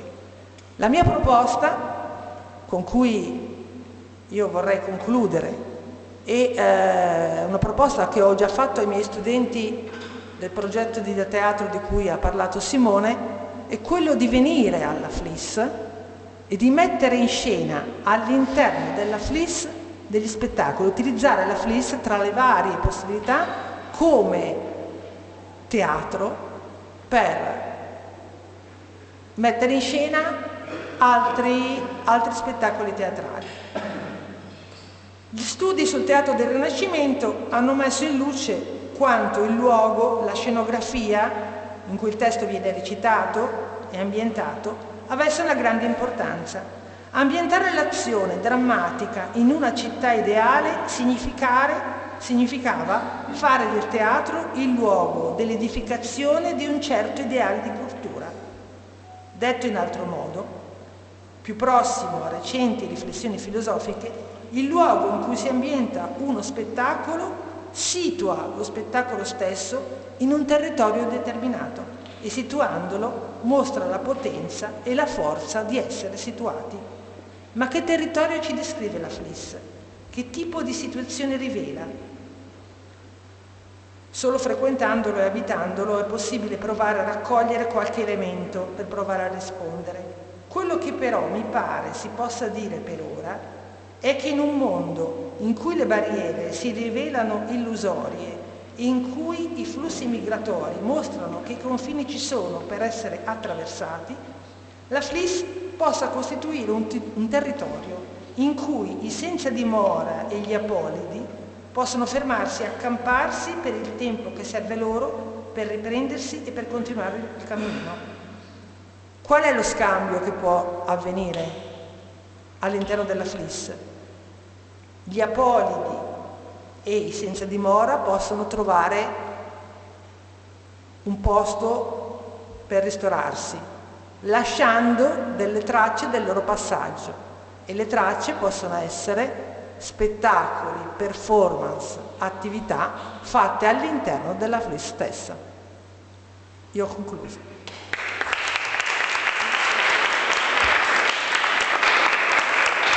Thank you very much, Filomena.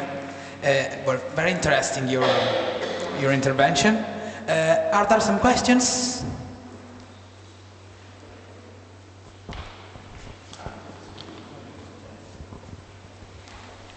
Yeah, I want to ask you, there's a strange document also Pavis showed on the PowerPoint with Gandhi. And how would you understand? Jonathan, I don't understand. There's a strange document in the archive. Yes. With Gandhi sitting in the bath. Qu'est-ce qui se passe? Sì, ma non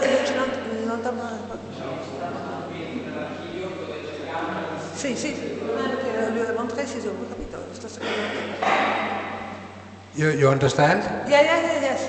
Yeah, I just want to ask you how you see this kind of document in this curating, in this, it's the person is strange because he died in 1948, I think, and also sitting in the bathroom with the books is a kind of strange way of place documents Yes, I understand. Well, what can I say is that for me, everything, every books, every object that are in the fleece, in la fleece, are only object, not signification. Non voglio dare significati agli oggetti, li lascio che gli oggetti siano oggetti. You understand? She said.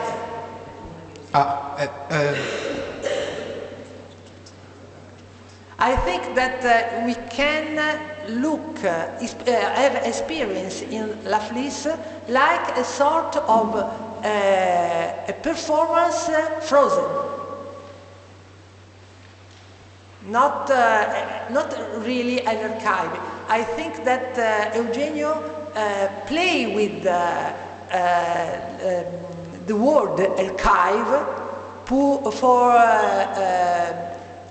give us the experience, another experience, a theater experience.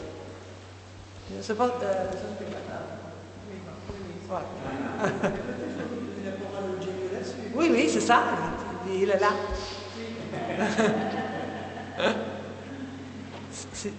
Se vuoi rispondere, sì.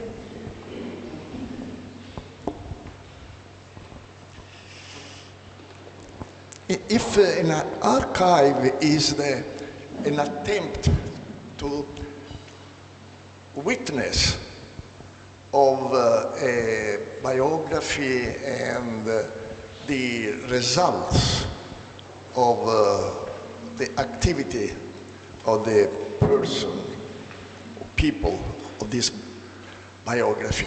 So the archive there try to show what this biography was. Were documents, but not only documents. It was a space. So for instance, for me it's very important a book which was made by Francesco Galli, who is a photographer, and is called Genius Loci. It is an attempt through pictures and not only of our space, but of small details, the bathrooms, for instance, how we tried to fill this architecture, this space, not just as a dwelling, a place where we can do our performances, but extracting a sort of spirit, force, mana, power. I mean, here I come into something which is so personal that I'm ashamed to speak of, because it is my personal, I will say, personal fantasy from Eros to something else. So, everything you're seeing, they are objects. It is right what she says. They are objects. And then, but these objects has a huge value, because each of these small objects was a gift to me from a person who traveled and came to Holstebro. And they came, and it was something very, when you look at it, very banal. But it is, for me, also, it contains a story which I cannot transmit. Only thanks to Dina Hamdan, who has been doing this three-dimensional attempt to recreate my office. There are, each of these objects in reality is a tragic story. Most of them tells tragic stories. When you see it, it's very, very banal souvenir. So the only thing I can do is to expose it and let the object suggest something to the personal biography, curiosity, or indifference of the visitor. This is the only thing I can do. And then there is, let's say, the heart, there is a heart in the living archive, and this is the real documents where those interested can go and read correspondence. I mean, the correspondence, all the letters, thousands of letters, which ean-Marie has received by their spectators. They represent a landscape which makes people interested in understanding how a performance lives in the personal universe of each different spectator. It's unbelievable. So this Lovelace is, in a way, a sort of chaos, chaos, apparently, but it is from there the origin of reflection or of an impression, and this is the end always for me, the aim of a performance, not just to tell a story. Romeo and Juliet who love each other, not getting each other and have 12 children. It's not the story is an anecdote for telling something else. This something else you cannot tell with words.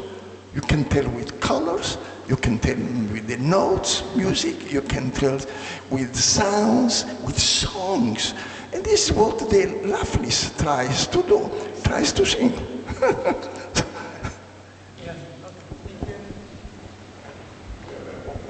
Thank you very much. Thank you very much, Eugenio. So, we can move on to the next presenter, who is Monica Cristini. Monica Cristini is a researcher at the University of Verona. She is conducting the project The Underground History of the Avant-Garde Cultural Exchange in Theatre Festivals. She was a Mary Sklodowska-Curie Fellow with the project Horizon 2020 at the University of Verona, and in collaboration with the Graduate Center CUNY, with Maribeth, La Mama Experimental Theatre, a lasting bridge between cultures. Her latest studies are about off-Broadway theatre, theatre avant-garde, and the Edward Gordon Craig. Among her publications, Nell'attesa di un terzo dialogo, le scuole di Gordon Craig per la riforma del teatro, published by Litos in 2022, and La Mama Experimental Theatre, a lasting bridge between cultures, the dialogue with the European theatre in the years 1961-1975, published by Routledge in the autumn 2023. This morning, Professor Cristini is going to present an intervention entitled The Chance of an Encounter, La Mama and Odin Training in the United States. Please, you're welcome. Thank you, thank you. I apologize for my voice, which is in very terrible shape today, but I'll try to talk. Otherwise, we have a plan B, but I'll try. Thank you to all the friends and colleagues who organized these wonderful meetings and moment of sharing of culture and studies and theater. Thank you so much. And a special thanks to Eugenio Barba, who invited me. So it's a pleasure for me to be here. I start my speech, which is not something about archives, but it talks about something that emerged from the study and the research at different archives. The archive of theater, La Mama Experimental Theatre of New York, the Odin Theatre Archive, and the archive at Kent State University. So the second half of the 1960s was marked by some of the most important encounters of the Western theatrical avant-garde. The living theatre's presence in France and Europe from 1964 onwards, and the spread of the company's theatrical experimentation with notable influence on many European artists and groups are well known. The importance of Jerzy Grotowski's visits in America is also well known. the first in 1967. Odin Theatre did not come to New York until the early 1980s, but even though indirectly the artistic practices and training of a group spread throughout the United States from as early as 1966, thanks to some artists members of the first group of the Café La Mama, founded by Ellen Stewart in 1961 in New York, as part of experimental off-Broadway circuit. In its first years of activity, at the beginning of the 1960s, off-Broadway, like La Mama, was largely supported by the input of amateurs, artists, authors with their first experiences, and actors with training at the Actors Studio or at the several schools in New York, with an essentially realistic approach to acting that didn't suit to the staging of the new works presented in the circuit. In its first years of activity, Off-Broadway focused on promoting young playwrights through the production of their works. There were no permanent companies. The only exceptions were the Living Theatre, founded years earlier as part of the off-Broadway scene, and the Open Theatre, a group formed by some members of the Living Theatre with the aim of creating a permanent workshop devoted above all to developing techniques for creating new works and staging them. It was in 1965 that Ellen Stewart of the La Mama Experimental Theatre decided to form two new companies with the aim to sending them on tour in Europe to promote New York's experimentation. The first, directed by Ross Alexander, was hosted in Paris at the American Center for Students and Artists, and the second, directed by Tom Horgan, stayed at the Art School of Elsa Gress and Clifford Wright in Glumso, near Copenhagen. It was precisely this second group that for the first time met with Eugenio Barba and the Odin Theatre. Sorry. Can you understand me? Okay. Thank you. Ellen Stewart had come across Eugenio Barba's articles on Grotowski, published in the Tulane Drama Review in 1964, and aware of a lack of a training for the actor that suited the off-Broadway's stage experiments, she recommended that the company meet Grotowski and attend his seminars hosted by Eugenio Barba. In 1966, she was already working with TDR and Richard Schechner on Grotowski's stay in New York at New York University, where the Polish director was invited to hold a students' workshop in the fall of 1967.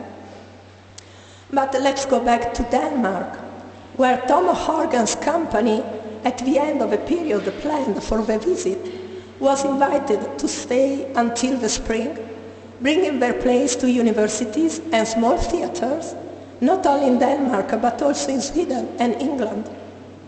In the fall of 1966, on the company's second European tour, some members of a group stopped over in Holstebro, where they took part in the daily training of the actors with the aim of acquiring its techniques and then transmitting them to the rest of the group.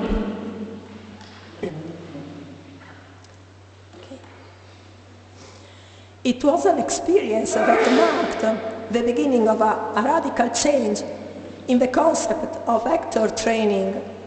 The exercises and principles acquired at Odin were transmitted to the other actors of the La Mama repertory troupe and to the members of the Open Theatre, because that very year some of Horgan's actors joined Joseph Chaikin's group on the occasion of a co-production of some one-act plays previously staged in Europe.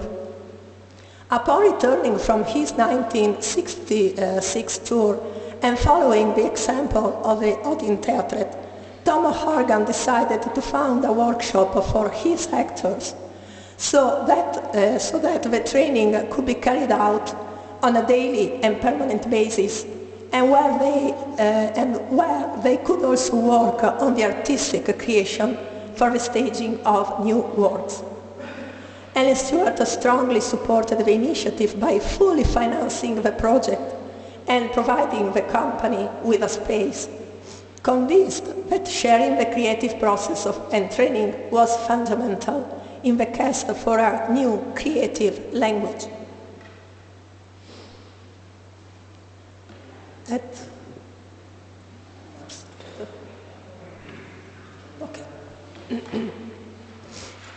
I don't know if this is... Yes. At Odin, in those early years, training was carried out as a group activity aimed at acquiring an extra daily stage behavior that would capture the attention of the public, but also create a different relationship with it. Its work was based on achieving technical body definition thanks to hard training with the practice of physical and plastic exercises borrowed by Eugenio Barba in Poland and others drawn from Oriental disciplines and arts such as kathakali, dance, mime, martial arts, and acrobatics. Part of the work was also devoted to improvisation and performance, but I will not dwell on Odin's training methods, which we already know. I mention it only to specify what type of exercise the Americans had come into contact within those years, because the exercises undertaken at Odin became part of a daily training of O'Horgan's group. O'Horgan later added some theatrical games of Viola Spolin for the use of a body in a non-naturalistic way and for awareness of space, improvisation and other exercises in order to develop a personal method suitable for supporting the extreme physicality of acting and the group-centered actions in his productions. In the wake of Odin, he also included in daily practice acrobatic exercises and exercises borrowed from dance. The principles on which the training was based were also transferred for the stage action, as in the group scenes in slow motion that appear in the production of Fats or Tom Paine, both in 1967.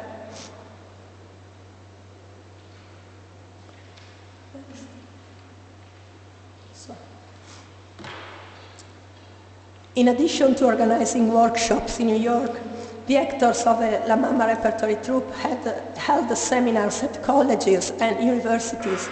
For example, in 1967, Ellen Stewart, thanks also to the experience of participating in student festivals in Europe, collaborated in the organization of the International Theatre Festival at Brandeis University, where Tom Horgan and some actors offered a physical training seminar to the students of the theatre program. These initiatives had an impact on American theatre because O'Horgan's workshops, together with Schechner's courses and the open theatre workshops, contributed to half of Broadway theatre's transition toward a greater professionalism, and with the formation of new groups to the shift of attention from dramaturgy and playwrights towards a directorial and repertorial theatre. American artists therefore found in the development of self-discipline promoted by European training an alternative to the methods still widespread in the United States, which were mainly focused on defining character and not requiring any physical preparation. The summer the summer seminars organized in Holstebro, in which several actors and some American critics and scholars participated from 1966, also contributed to spreading Grotowski's teaching. In fact, when in 1968 Towards a Poor Theatre was published, it was distributed in New York thanks to the collaboration of Harry Carson, a professor at Queen's College of CUNY, Richard Schechner, and the La Mama actors who participated in the summer seminars and suggested the volume to university courses and to actors. The most widespread exercise among American companies was probably cut chain, which Grotowski developed and was practiced in Holstebro. This was the exercise that Stanley Rosenberg showed to Andy Robinson, a New York actor, in proposing to found a new company with him. Rosenberg was part of a first group formed at Alabama and was with the actors who had stayed at Odin in 1966. But unlike his companions, he had remained there for a year, also collaborating on the creation of Kasparian.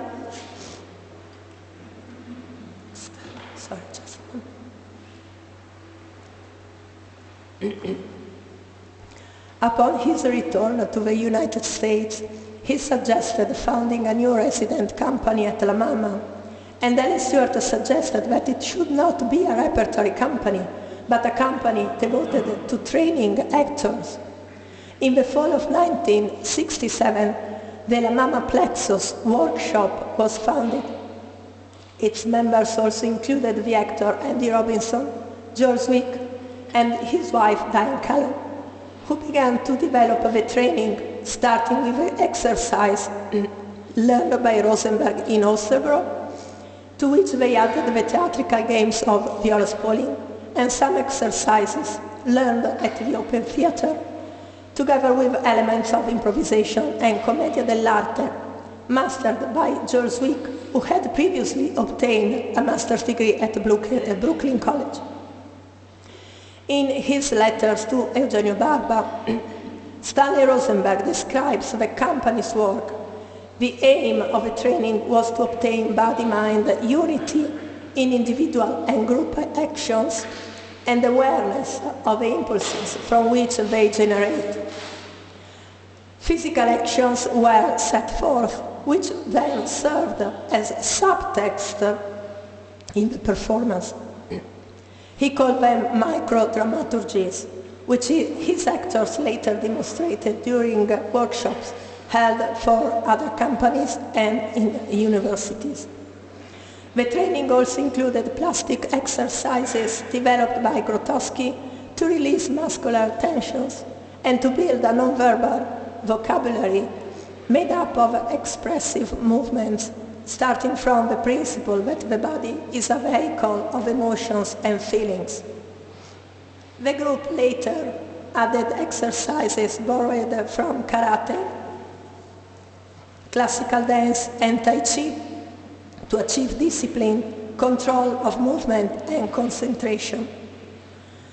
Over time, the group training was also completed by individual work, suggested by Rosenberg on his return from the summer seminar hosted at Odin, in which in the summer of 1968 he took part along with other members of the company. From 1968 on, La Mama Plexus produced some plays, but above all, it was active in various American colleges and universities where the actors were invited to hold workshops for students in the theater programs. Among others, Queen's College of the City University of New York and Yale University's Drama School. The group was also asked to aid in preparing the actors in the cast of Hair, the first successful musical directed by Tom Horgan on Broadway.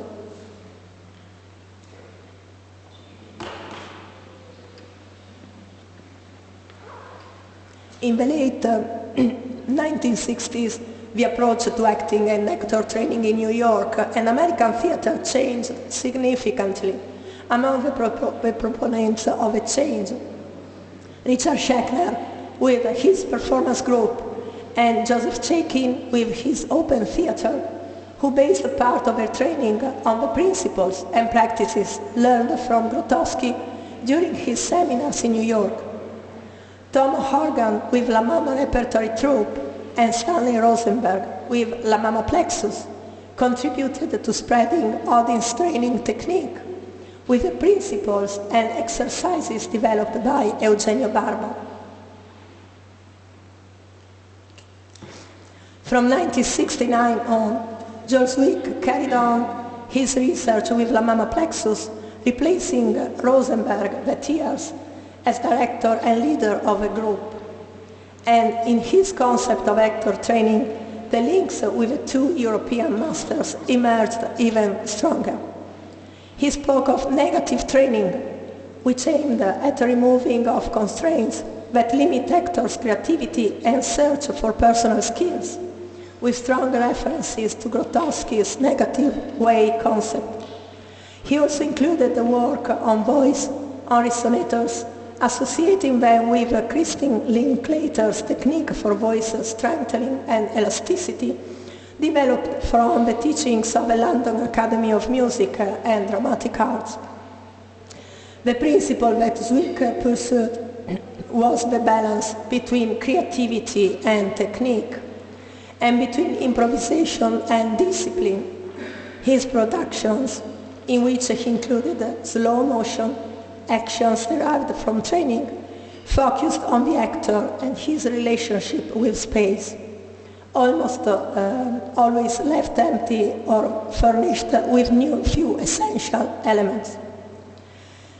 I would like now to close with a short demonstration video filmed in 1969 by experimental filmmaker Shirley Clark and some students at Kent State University during a seminar held by Zwick and the Plexus actors for university students during the Creative Arts Festivals, which included a lecture by Ellen Stewart on the value of actor training. In the video, George Zwick and his wife Diane Callum perform physical improvisations based on the work done by the group on the relationship between actors and space.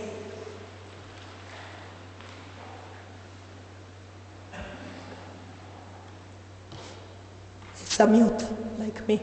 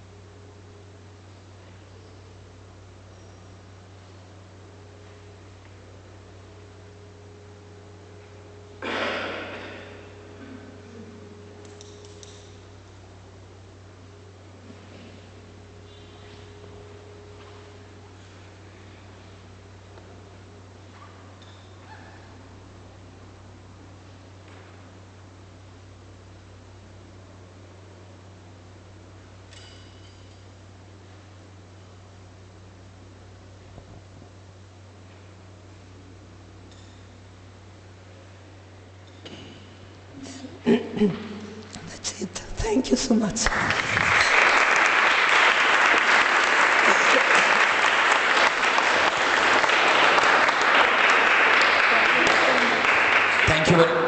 Thank you very much. And are there some questions for Monica Cristini?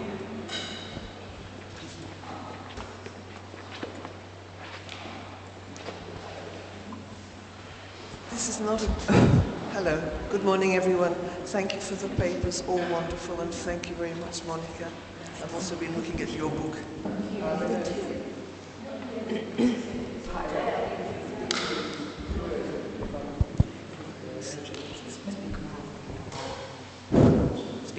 All right, I won't start it all over again. Thank you all very much.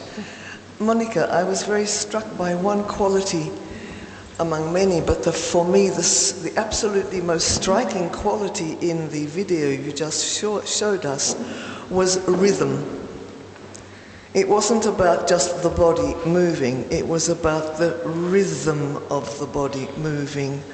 And for some reason, you didn't comment on this. Can you explain a little bit more about how you would see my intervention in relation to your argument? I think rhythm is something we forget about too often.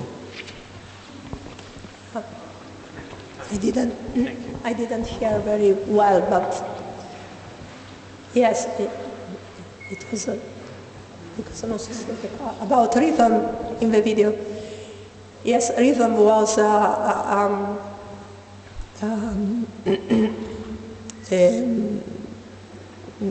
focus, something in which la mamma plexus focused since the beginning, I think, since the very starting in 1968 with Rosenberg, and they worked on rhythm, taking their inspiration from European masters, from audience theatre exercise and training, but also from, I think, open theatre and Joseph Chaikin, because he was practicing also in rhythm. But the common inspiration was Grotowski for all of them. So most of all, they learned by European master what is discipline and training, body training, because they didn't have something like that before. They just improvised in training, but it was more actor studios or other studios and schools in which other masters developed something also against the naturalism of acting at actor studios, experimenting other exercises like Viola Spolin and her acting games, but they didn't practice physical training before the meeting with Odin and Grotowski. So this was the novelty for them. But rhythm was essential, you're sure? Yes, this is a video, it's an artistic video because it was made by Shirley Clark, who was an experimental filmmaker, the underground filmmaker of New York, with students of Kent State University. So it's not just to report the training, but it's something more. Thank you, Professor Cristini, and thank you, Professor Shetsova, for the question. So we move on with the next, which is the last presentation. I'm going to present Bianca Mastrominico. Bianca Mastrominico is a performer, an artist, researcher, and a pedagogue. She received her first theatrical apprenticeship in her art family with her parents, Pina Cipriani and Franco Nico, who founded the Teatro San Carluccio in Naples and the company with the same name in 1972. Since 2002, she has moved to Great Britain, where she co-directs the company laboratory Organic Theatre with the actor and director John Dion. Bianca currently lives in Edinburgh, in Scotland, where she is a lecturer in contemporary theatre and leader of the University drama course at Queen Margaret University. She is co-responsible of the Performance and New Technology Research Group affiliated with the TAPRA, Theatre and Performance Research Association, which is the national research institution for the performing arts disciplines in the United Kingdom. Bianca has published her practical research in prestigious journals and volumes. She's active in the Magdalena Project and is a member of the scientific committee of the LAFLIS, the Living Archive Floating Islands. Today, Bianca is going to present an intervention titled A Zoom Encounter with Odin Theatre, Embodied Practice and Living Archives in the Digital Performance Laboratory of Flanker Origami. The floor is yours. Thank you very much. First of all, I'm honored to bookend this panel, and I want to thank you all, my fellow panelists, for a very inspiring presentations. I also would like to thank Eugenio Barba, Giulia Varli, Odin Theatre for bringing us here for their anniversary. I define this as a Western mela, with all the shadows from the Western world are reuniting, and not just, and maybe others as well coming. I would like to thank the University of Salento, Francesco Ceraulo, Franco Perrelli, and all my colleagues of the scientific committee, because some of the reflections that we've had over the past year filtered through the title of the conference as well. So my presentation is in two parts. I will talk for almost 10 minutes, and then there will be a film. So as this is the ending, if you feel free to just go into the auditorium so we can watch it. The film is about the Zoom encounter, and the full recording has been shared with Eugenio and Giulia. But today we only share a fragment which is interspersed with some elements of the performance, which is called Flanker Origami, and I will explain more in my presentation. So my presentation today is about digital performance, intermediate archives, the relevance and implications for performance training and making in between physical and virtual spaces. It rests on the long-standing nexus between apprenticeship, mentorship, and exchange of practice, which for the past 25 years has been the basis of the relationship John Dean and myself as Organic Theatre have had with the work of Eugenio Barba and Odin Theatre.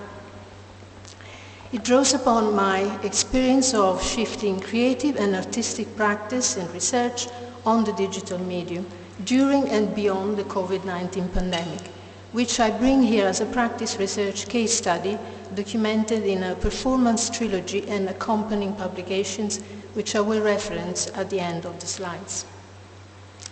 Thematically, I'm attempting to grasp the fluid dynamics of an online encounter with Barba and Giulia Varli, which happened in an unprecedented time of crisis for the arts and theatre cultures around the world. The Zoom recording of this encounter, an extract of which you will watch after my talk, now holds the values of a fervid digital experimentation engendered by many theatre makers during the pandemic, which has now almost evaporated from the internet and reverted, at least in the UK, into a cinematic and commodified definition of digital theatre as a sort of documentation of filmed performances which lack aliveness and what Varli during the Zoom encounter calls the risk of presence. So my contribution aims to respond to the three underlying themes of the conference while opening a discussion on how directorial practices can positively challenge and be challenged by new technologies, how the gaze of the director is appropriated by digital performers through handling devices, moving selfies, and auto-montage techniques used in online theatre making, and how digital platforms enable a third space of artistic resilience for performance makers, whilst also engendering archives which, far from being passive simulacra of past events, can be intended as a dynamic phenomenon at once bound up with and standing apart from former liveness.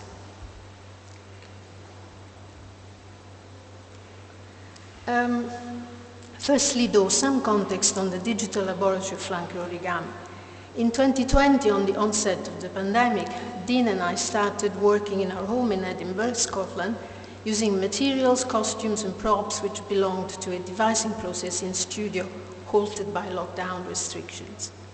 Through first experiments with digital training, which I called digital hotspot sessions, two cross-dressed characters, alter egos, emerged, mirroring our real experience of home confinement, and which slowly took over our domestic environment for a home-specific performance creating on Zoom entitled Flanker Origami, which premiered at the first hybrid edition of the Edinburgh Fringe Festival in August 2021. So what for organic theatre started as a digital experimentation about migrating theatre craft onto a virtual stage soon morphed into longitudinal artistic research exploring liveness and embodiment in post-digital culture. This resulted in a trilogy of different flanker origami iterations.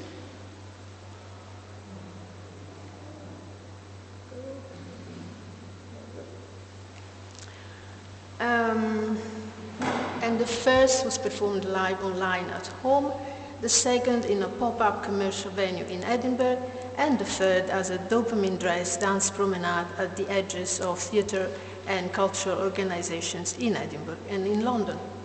So soon after the fringe run of flanker origami, I attended the International School of Theatre Anthropology in Favignana as an online participant. And I became interested in the gaze of Varley and Barba on the galaxy of the digital and the potential of embodying what Barba calls essence through absence while performing through screens.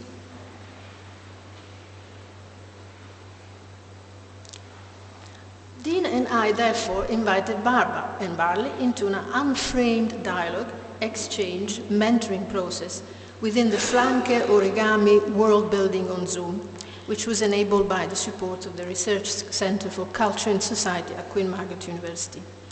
The encounter happened on 1st December 2021, and for 2 hours we connected from our respective houses, Varl and Barba in Denmark, Dean and I in Scotland. Listening and responding to Barba,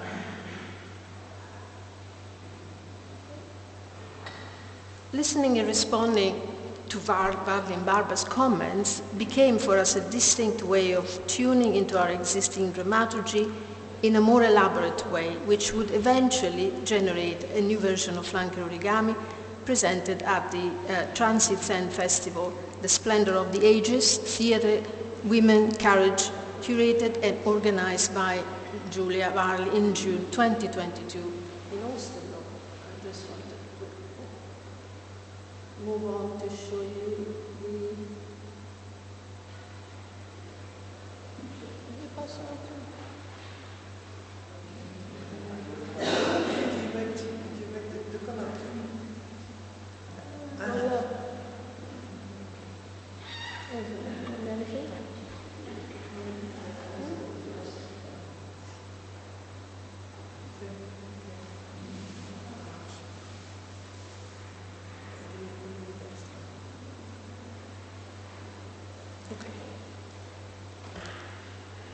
So, we asked Varley and Barba for the meeting to be recorded so that we could archive our interaction for analysis, reviewing, and relearning from the exchange in the context of our practice research. Through sharing and discussing fragments and images from this recording today, I aim to demonstrate how the Zoom encounter with Odin Teatret not only consolidated our digital performance practice, but had a clear impact on the way we could re-access and relive our embodied experience as performers in a way that, for example, film documentation could never have achieved. So the meeting was kept informal and unstructured, as the focus was not so much on our performance as an outcome, as on Varley and Barba's perceptions of what they were experiencing on digital, as well as their own interpretation of it. Dean and I chose to share unrelated fragments from our dramaturgical score so that these could be discussed technically and in terms of digital craft more than as a fixed artistic result. So while working in digital laboratory conditions, we were operating at what theatre anthropology would term the pre-expressive level. As I wrote in 2022 in the second volume of the Journal of Theatre Anthropology, in the context of theatre anthropology, the performer's presence is a core area of investigation related to the pre-expressive level, which, as Barba and Savarese indicate, deals with how to render the actor's energy cynically alive in order to make the performer become a presence which immediately attracts the spectator's attention. Working through digital platforms, the remoteness of the performer-spectator interaction establishes presence through what is experienced and perceived as absence. Embracing the lack of bodily presence is a modus operandi, a way of working, of digital performance practice, which, if acquired, learned, and practiced through the medium, can lead to the realization that corporeal absence can generate a different state of presence. So while Varley and Barba engaged intuitively with their kinesthetic sense as digital spectators, our flanker origami personas were scrutinized for their transformative potential instead of purely for what they might have wanted to represent. So when Barba noted that if you, Bianca, also cover your hair, for example, with a wig, what do you become? The notion, the Deleuze notion of becoming, as the logic of continuous metamorphosis that working with screen technology can unleash, was made explicit. This observation leads to my definition of the embodied experience of the performer on the digital medium as an ecology of becoming. That is a continuum in performance behavior which is enmeshed with and fluidly transformed by the technology and surrounding social material elements. According to this experiential performance framework, digital liveness is therefore created through tangible and intangible interactions with technological devices, as well as with the physical and virtual working environment, generating what post-materialist philosopher Karen Barad calls a dynamism of forces, of which the human is one possible element amongst the others.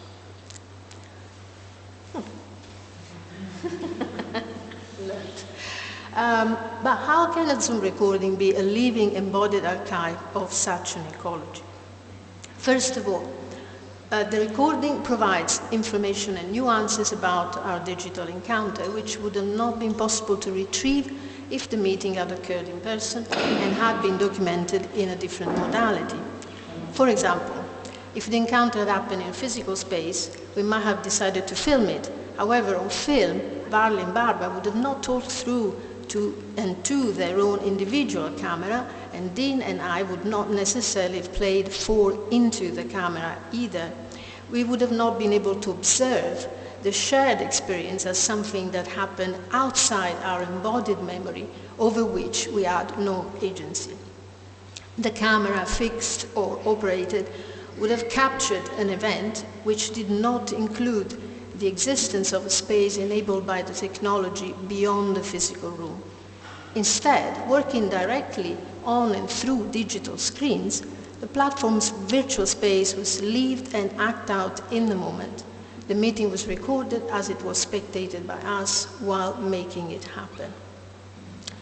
Another feature of Zoom recordings is that one can either choose to rewatch in gallery view with all four screens together in our case, or in speaker view. So the latter allows me to focus on the image of whoever is talking at any given moment, provide me with information of their specific responses, facial expressions, instead of splitting the attention to include all screens at once.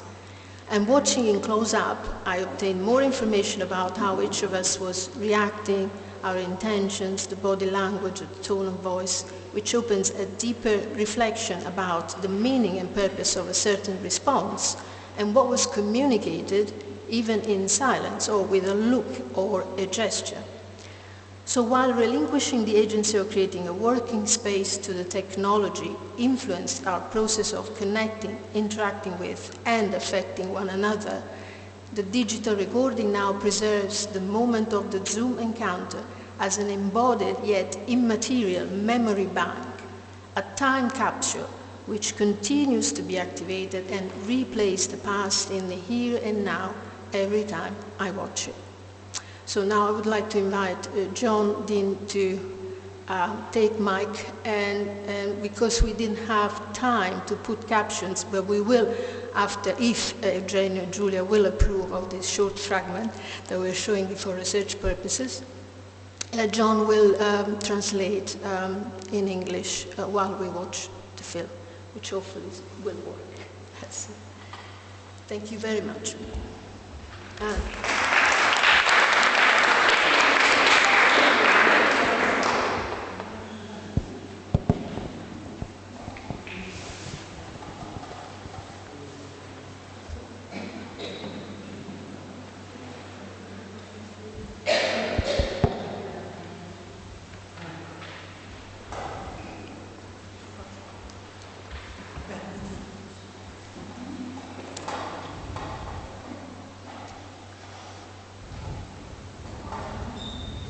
Non ti sento, mi vedete? I can't hear you. Can you sing it?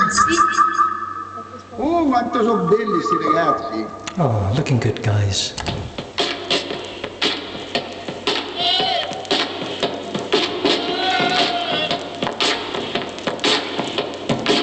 Quello che trovo interessante in tutto questo, what I find interesting in this, da un lato quello che stiamo facendo è tipico del teatro, what you're doing is che con dei mezzi molto poveri, non sono special effects, sai, means no special effects, delle grandi città, no cities blowing up. Qui proprio c'è una parrucca, me la levo e mi trasformo, e proprio chiamiamolo teatro povero, da un lato. Dall'altro avete il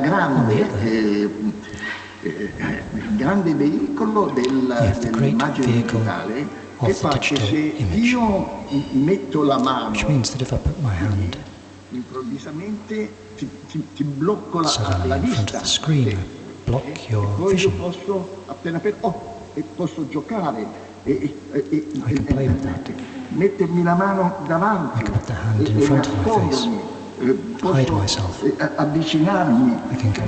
Tutto quello che è il close-up, che ha un effetto molto forte sulla percezione dello spettatore. And this will have a very strong effect on the spectators.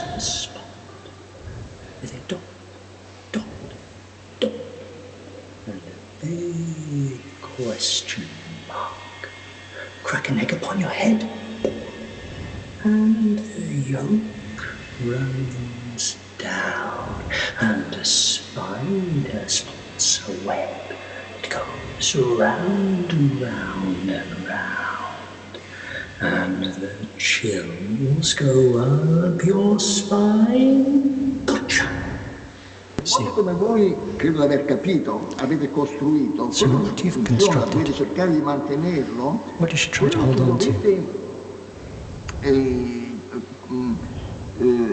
sfruttare sono tutte le possibilità che il teatro, la teatralità permette, e tutto quello che il film permette. Allora, questo del close-up è straordinario, perché noi non abbiamo nessuna chance di fare il close-up. In the theatre we don't have this possibility. Tutto il tempo yes, we can do it, but the whole time the spectator has the totality of the body in front of them. So you can play with this totality. And then details. And this detail will transform or take us in a certain direction.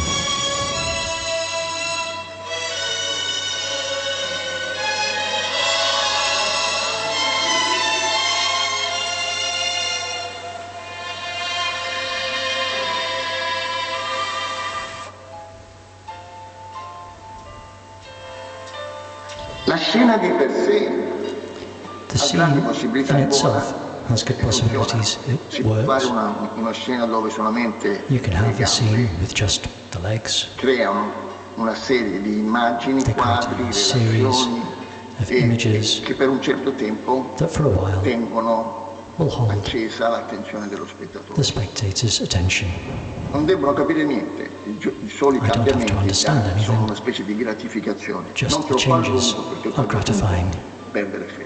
not for too long, Però la domanda è after a while questa, it se io will mostro lose meaning. questo, But if I show this, why am I showing it? allora la prima reazione che ho è questa. So the first perché voglio reaction I have mostrare i personaggi pezzo per pezzo. is that I can show the characters piece by piece. I can show the hands, for Poi example, dopo mostro per esempio i gomiti and then afterwards o il torso. the È elbows, possibile solo il or the torso torso.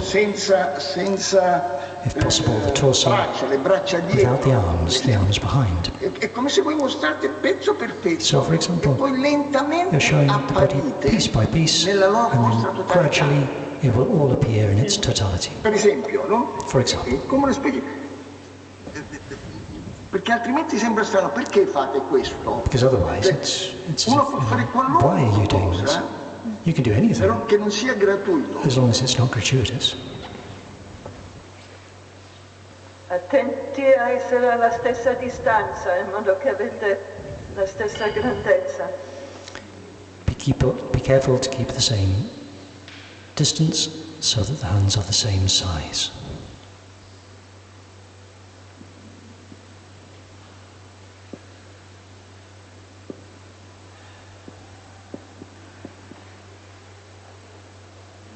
Adesso ho un pensiero che però è molto più teorico. I have a thought that is more theoretical. Perché quando uno vede uno spettacolo di teatro, When one watches a theatre show, quello che colpisce è anche il rischio della what hits you presenza, no? Cioè, is the risk il fatto che of tu hai the gli presence. attori davanti a te, The fact that you have the actors in front of you che si danno, that give si themselves, presentano, that present per themselves, cui tu senti che loro stanno rischiando and you can qualcosa feel that they're sono risking something davanti a te.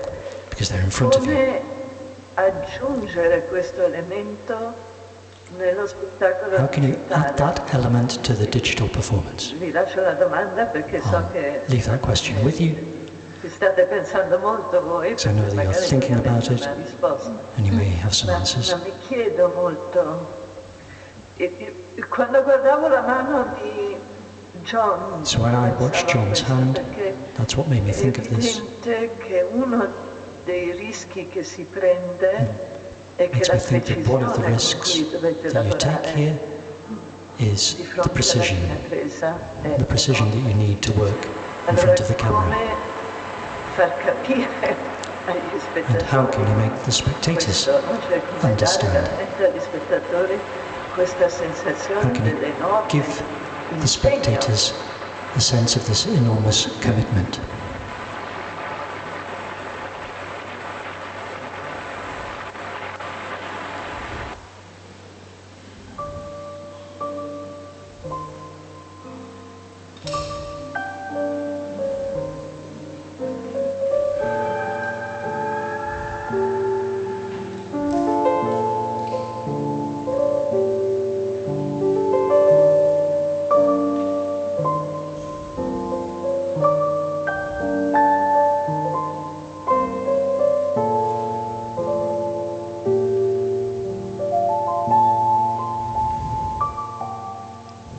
E per questo è come se voi dovete fare dei fermo immagine. It's as if you have to Questo è quello che succede adesso. with still Poi c'è il images. There's this one, poi il prossimo. then there's the next one, then there's the next one.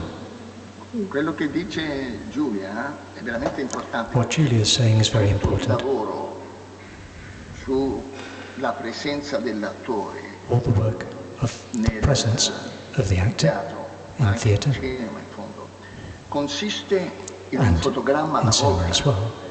It all consists of one frame non at a crei time. questo fotogramma, If you don't questa create this cornice photogram, del this teatro, frame, tu this hai un framing comportamento of the quotidiano theatre, you have che everyday non è behaviour abbastanza forte which isn't per strong enough trattenere to hold e on mettere in moto associazioni nello spettatore. or to create associations for the spectator.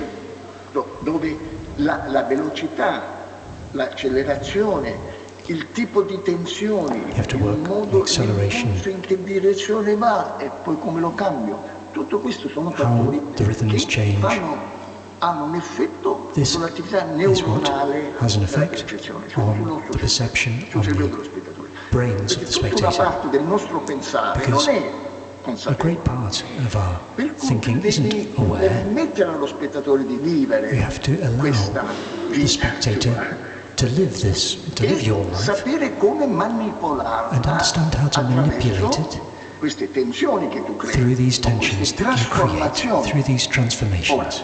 Now, quando tu per esempio when you, for example, came close di nuovo, puoi to the avvicinare di camera, nuovo can you do that again? Can you come closer with your torso, very slowly?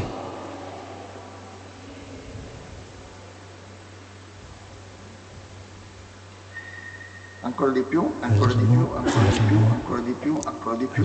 Stop lì e comincia a inspirare profondamente, breathe deeply and slowly. E poi espirare. And then breathe out.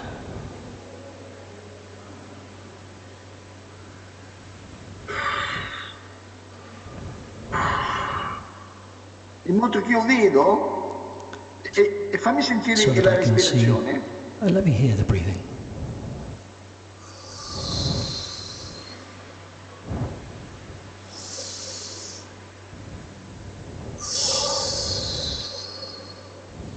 E poi tu ritorni indietro. And then go back again. Non hai fatto niente, ma per la done prima volta lo anything, but for the spettatore first vede come time, the funziona spectator il torso can see quando uno inspira e how espira. the torso works when it breathes. We never see this in Come people. far vedere certe cose che It's diventano like showing something that becomes grazie al cinema. extraordinary through cinema. Difficilissimo farlo in Thanks to cinema. It's impossible to do this in the theatre. Sono molto contenta di aver visto, non ho visto il lavoro, però di aver capito I'm in che very glad direzione to have state andando, understood the direction in which you are perché mi going, intristisce moltissimo because I find vedere it teatro che very perde la sad propria forza when I perché watch è solo theatre filmato that male, e loses per its cui strength because it's tutto been quello che si è filmed visto nell'ultimo anno e badly, mezzo and a lot of di what solito we've seen in the last year and a half teatro che has non ha often forza been della theatre presenza that e hasn't non ha la had forza del film. the strength of theatre, hasn't had the strength of film, and it's as if you have chosen a different road. Interessante è come se potete usare It's interesting, la it's as vostra if you can esperienza use di teatro your experience of the theatre in a different Voi way. state stilizzando il cinema, You are stylizing cinema. teatralizzando. You're È theatricalizing. evidente che voi teatralizzate il teatro. Theatricalizing the digital Il cinema. image, the cinema. La forza del risultato The strength of the results dipende molto depends a lot da due fattori. on two factors. One La is vostra efficacia nel your teatralizzare efficacy, the efficacy in which you make use of the theatricalization, e l'altra di and the saper other sfruttare la is composizione knowing how to make della use tecnologia. of the composition of the technology.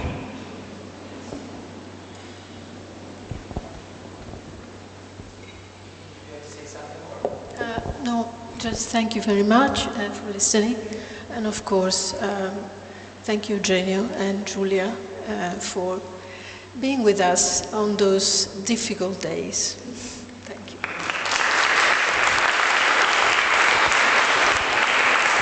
Thank you. Thank you very much. Thank you very much, Bianca. Are there some very fast questions for Bianca? Please, I ask you to be fast. As fast as I can.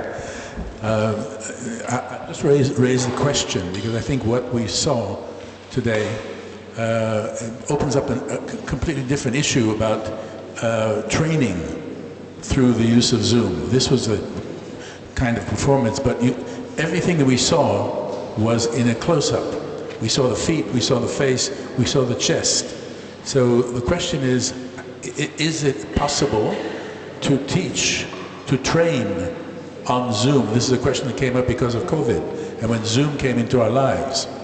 And I personally have found it extremely difficult. I cannot teach on Zoom because if I don't see the whole body, then I don't get the entire presence. And it's a huge problem I have many friends who have been struggling with this and finding some of the solutions by creating performances or training solely in close-up. And I can just say one solution, and I'll do this very quickly. One solution I found was I gave a workshop in Japan, and I asked the person who created the workshop to have all the actors in the same room, all wearing masks, one static camera and one roving camera. So on my screen, I could go close up or move out. And that was the only time that I taught on Zoom. So it's a very difficult question for training. And I'm opening this up. I mean, I assume there have been conferences on this as well. But I'm opening that as a question that has arisen from what you showed us. Thank you very much.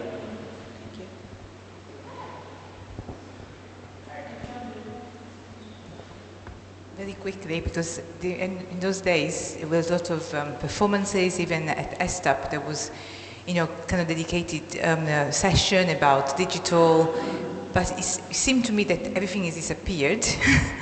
And I wonder if you know whether something has stayed in terms of performance on, using Zoom technology, because in the last basically 2 years seems to be nothing. Also, there hasn't been much scholarly work. Nothing at all. So if you know more, it'd be great to share that.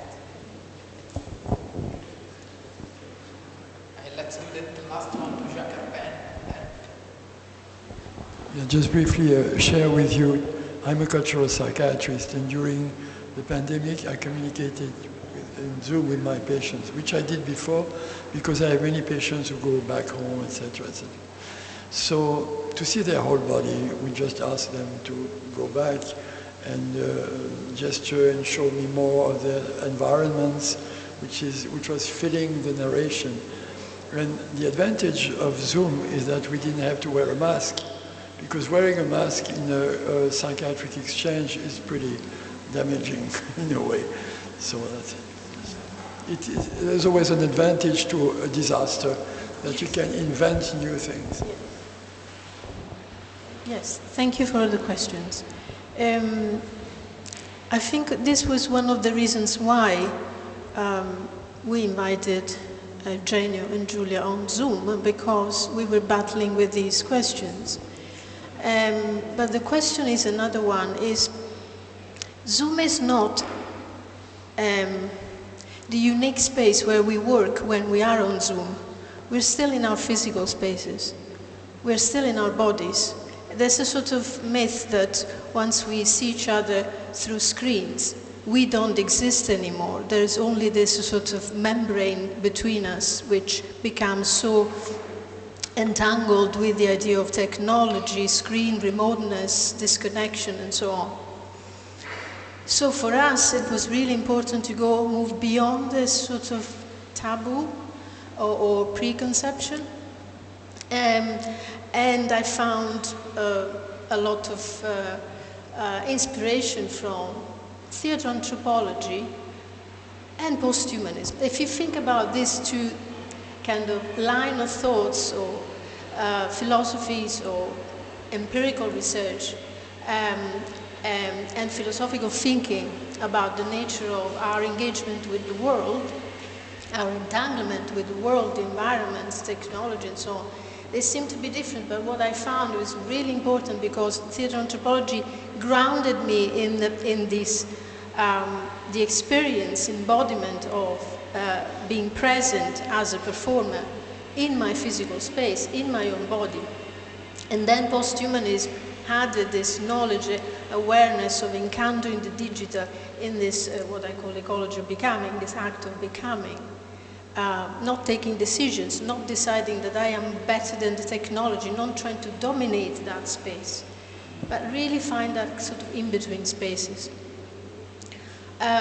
So in a way, it was difficult, but at the same time, and challenging, but at the same time, bringing all these pieces together was also quite rewarding, because we were starting to see, okay, how can we breathe through screens?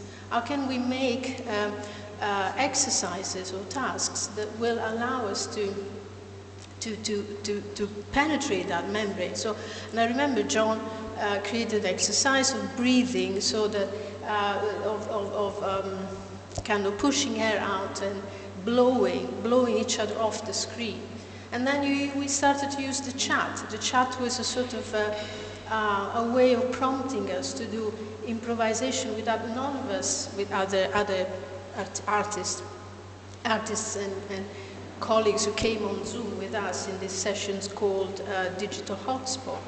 Yes, to find ways to really be together in that digital space, in the awareness that we were also physically in other spaces. I think it's a mindset. What I found when we met with Eugenio and Giulia on Zoom was that they were natural. There was no judgment about where we were and why we were there. We were where we were and we were working together, which again gave me a chance to appreciate that these preconceptions are set in a particular way of thinking about theatre in conventional way, not in this spirit of becoming, which I think is what has attracted me profoundly to the work of Modern Theatre for all these years. Becoming, but also recycling, the DIY, somebody said arte povera, but also poor theatre and so on. So we took all the strength we could from our ancestors, from the fact that we had all these costumes and things in the house, masks and other objects, our own personal archive of our own performances, which were just in hold, and we wanted to reactivate them. So at that time, the question wasn't how we, let's do a piece of theatre on Zoom. It was deeper than that. It's how do we survive? How do we make our identity as artists and how survive? And how do we make theatre survive in this crucial moment where it seems that we are unseen, we're not important. Everybody in the UK was clapping the NHS every week. Can't remember the day now, and I thought, like, well, we are healers too. We are people who could, through this medium, help others, which happened. It did happen. To answer the question, I don't know if I answered your question, but I tried. Mary, I haven't seen anything. I think it's difficult for John and I to revert to that as well. We had to move away. We started going out. Franco Rigami went to a shop. We couldn't go into a theatre, and then we went into the streets.